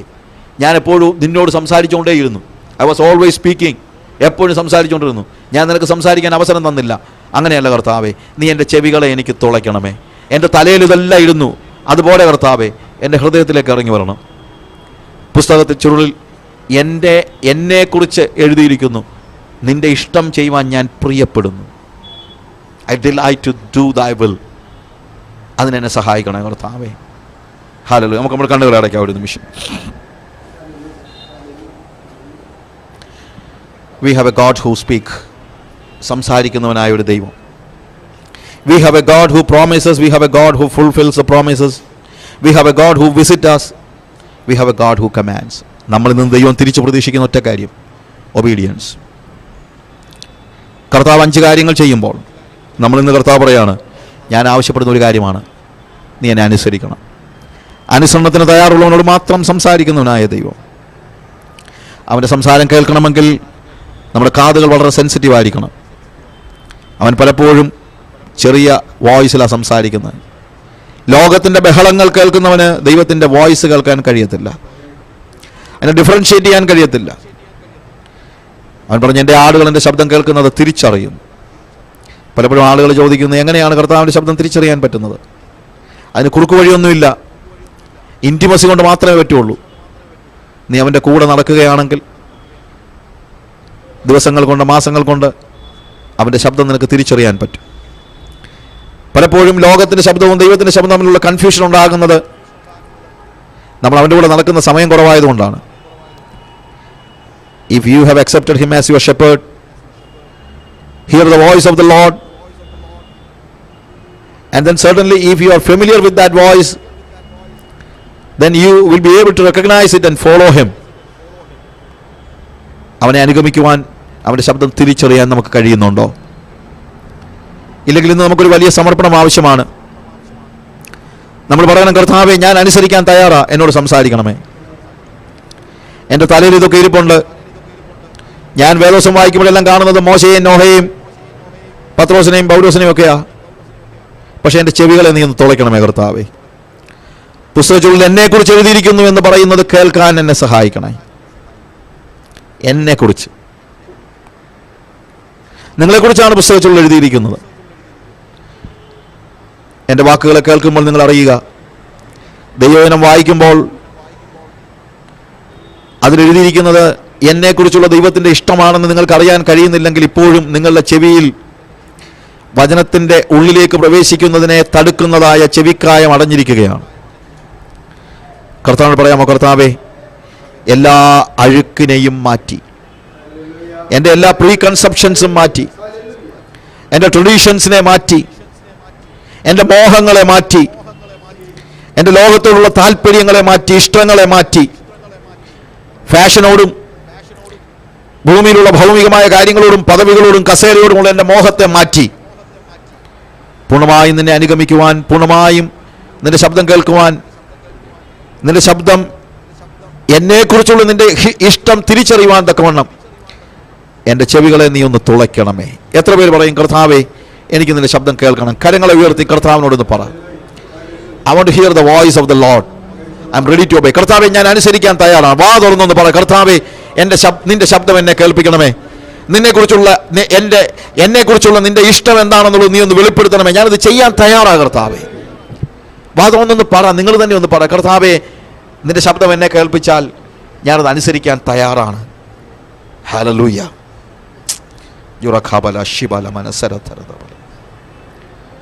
ഇന്ന് പകലിൽ ദൈവത്തിൻ്റെ സാന്നിധ്യത്തിൽ കർത്താവിൻ്റെ ശബ്ദം കേൾക്കുവാനുള്ള മോഹത്തോടുകൂടെ, കർത്താവിൻ്റെ ശബ്ദം തിരിച്ചറിയാനുള്ള മോഹത്തോടെ, അവൻ്റെ ആടായി തീരുവാൻ, അവൻ്റെ ശബ്ദം കേട്ടവനെ അനുഗമിക്കുന്ന അവൻ്റെ ആടായി തീരുവാൻ, കർത്താവേ, അതാണ് ഞാൻ മോഹിക്കുന്നത്, വേറെ ഒന്നുമില്ല കർത്താവേ.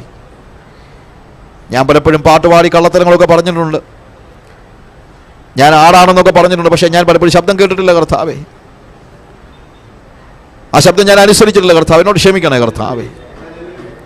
ഞാൻ ഒത്തിരി പ്രാർത്ഥിച്ചിട്ടുണ്ട്, പക്ഷേ നീ സംസാരിക്കുന്നത് കേൾക്കാനായിട്ട് ഞാൻ ഇരുന്ന് തന്നിട്ടില്ല കർത്താവേ. ഇന്ന് പകൽ എനിക്കൊരു പുതിയ അനുഭവം തരണമേ. നിന്റെ ശബ്ദം കേട്ട് നിന്നെ അനുഗമിക്കുന്ന ഒരു ആടായി നിന്റെ പിന്നാലെ വരുവാൻ നീ സഹായിക്കണം. യേശുവിൻ്റെ നാമത്തിൽ തന്നെ.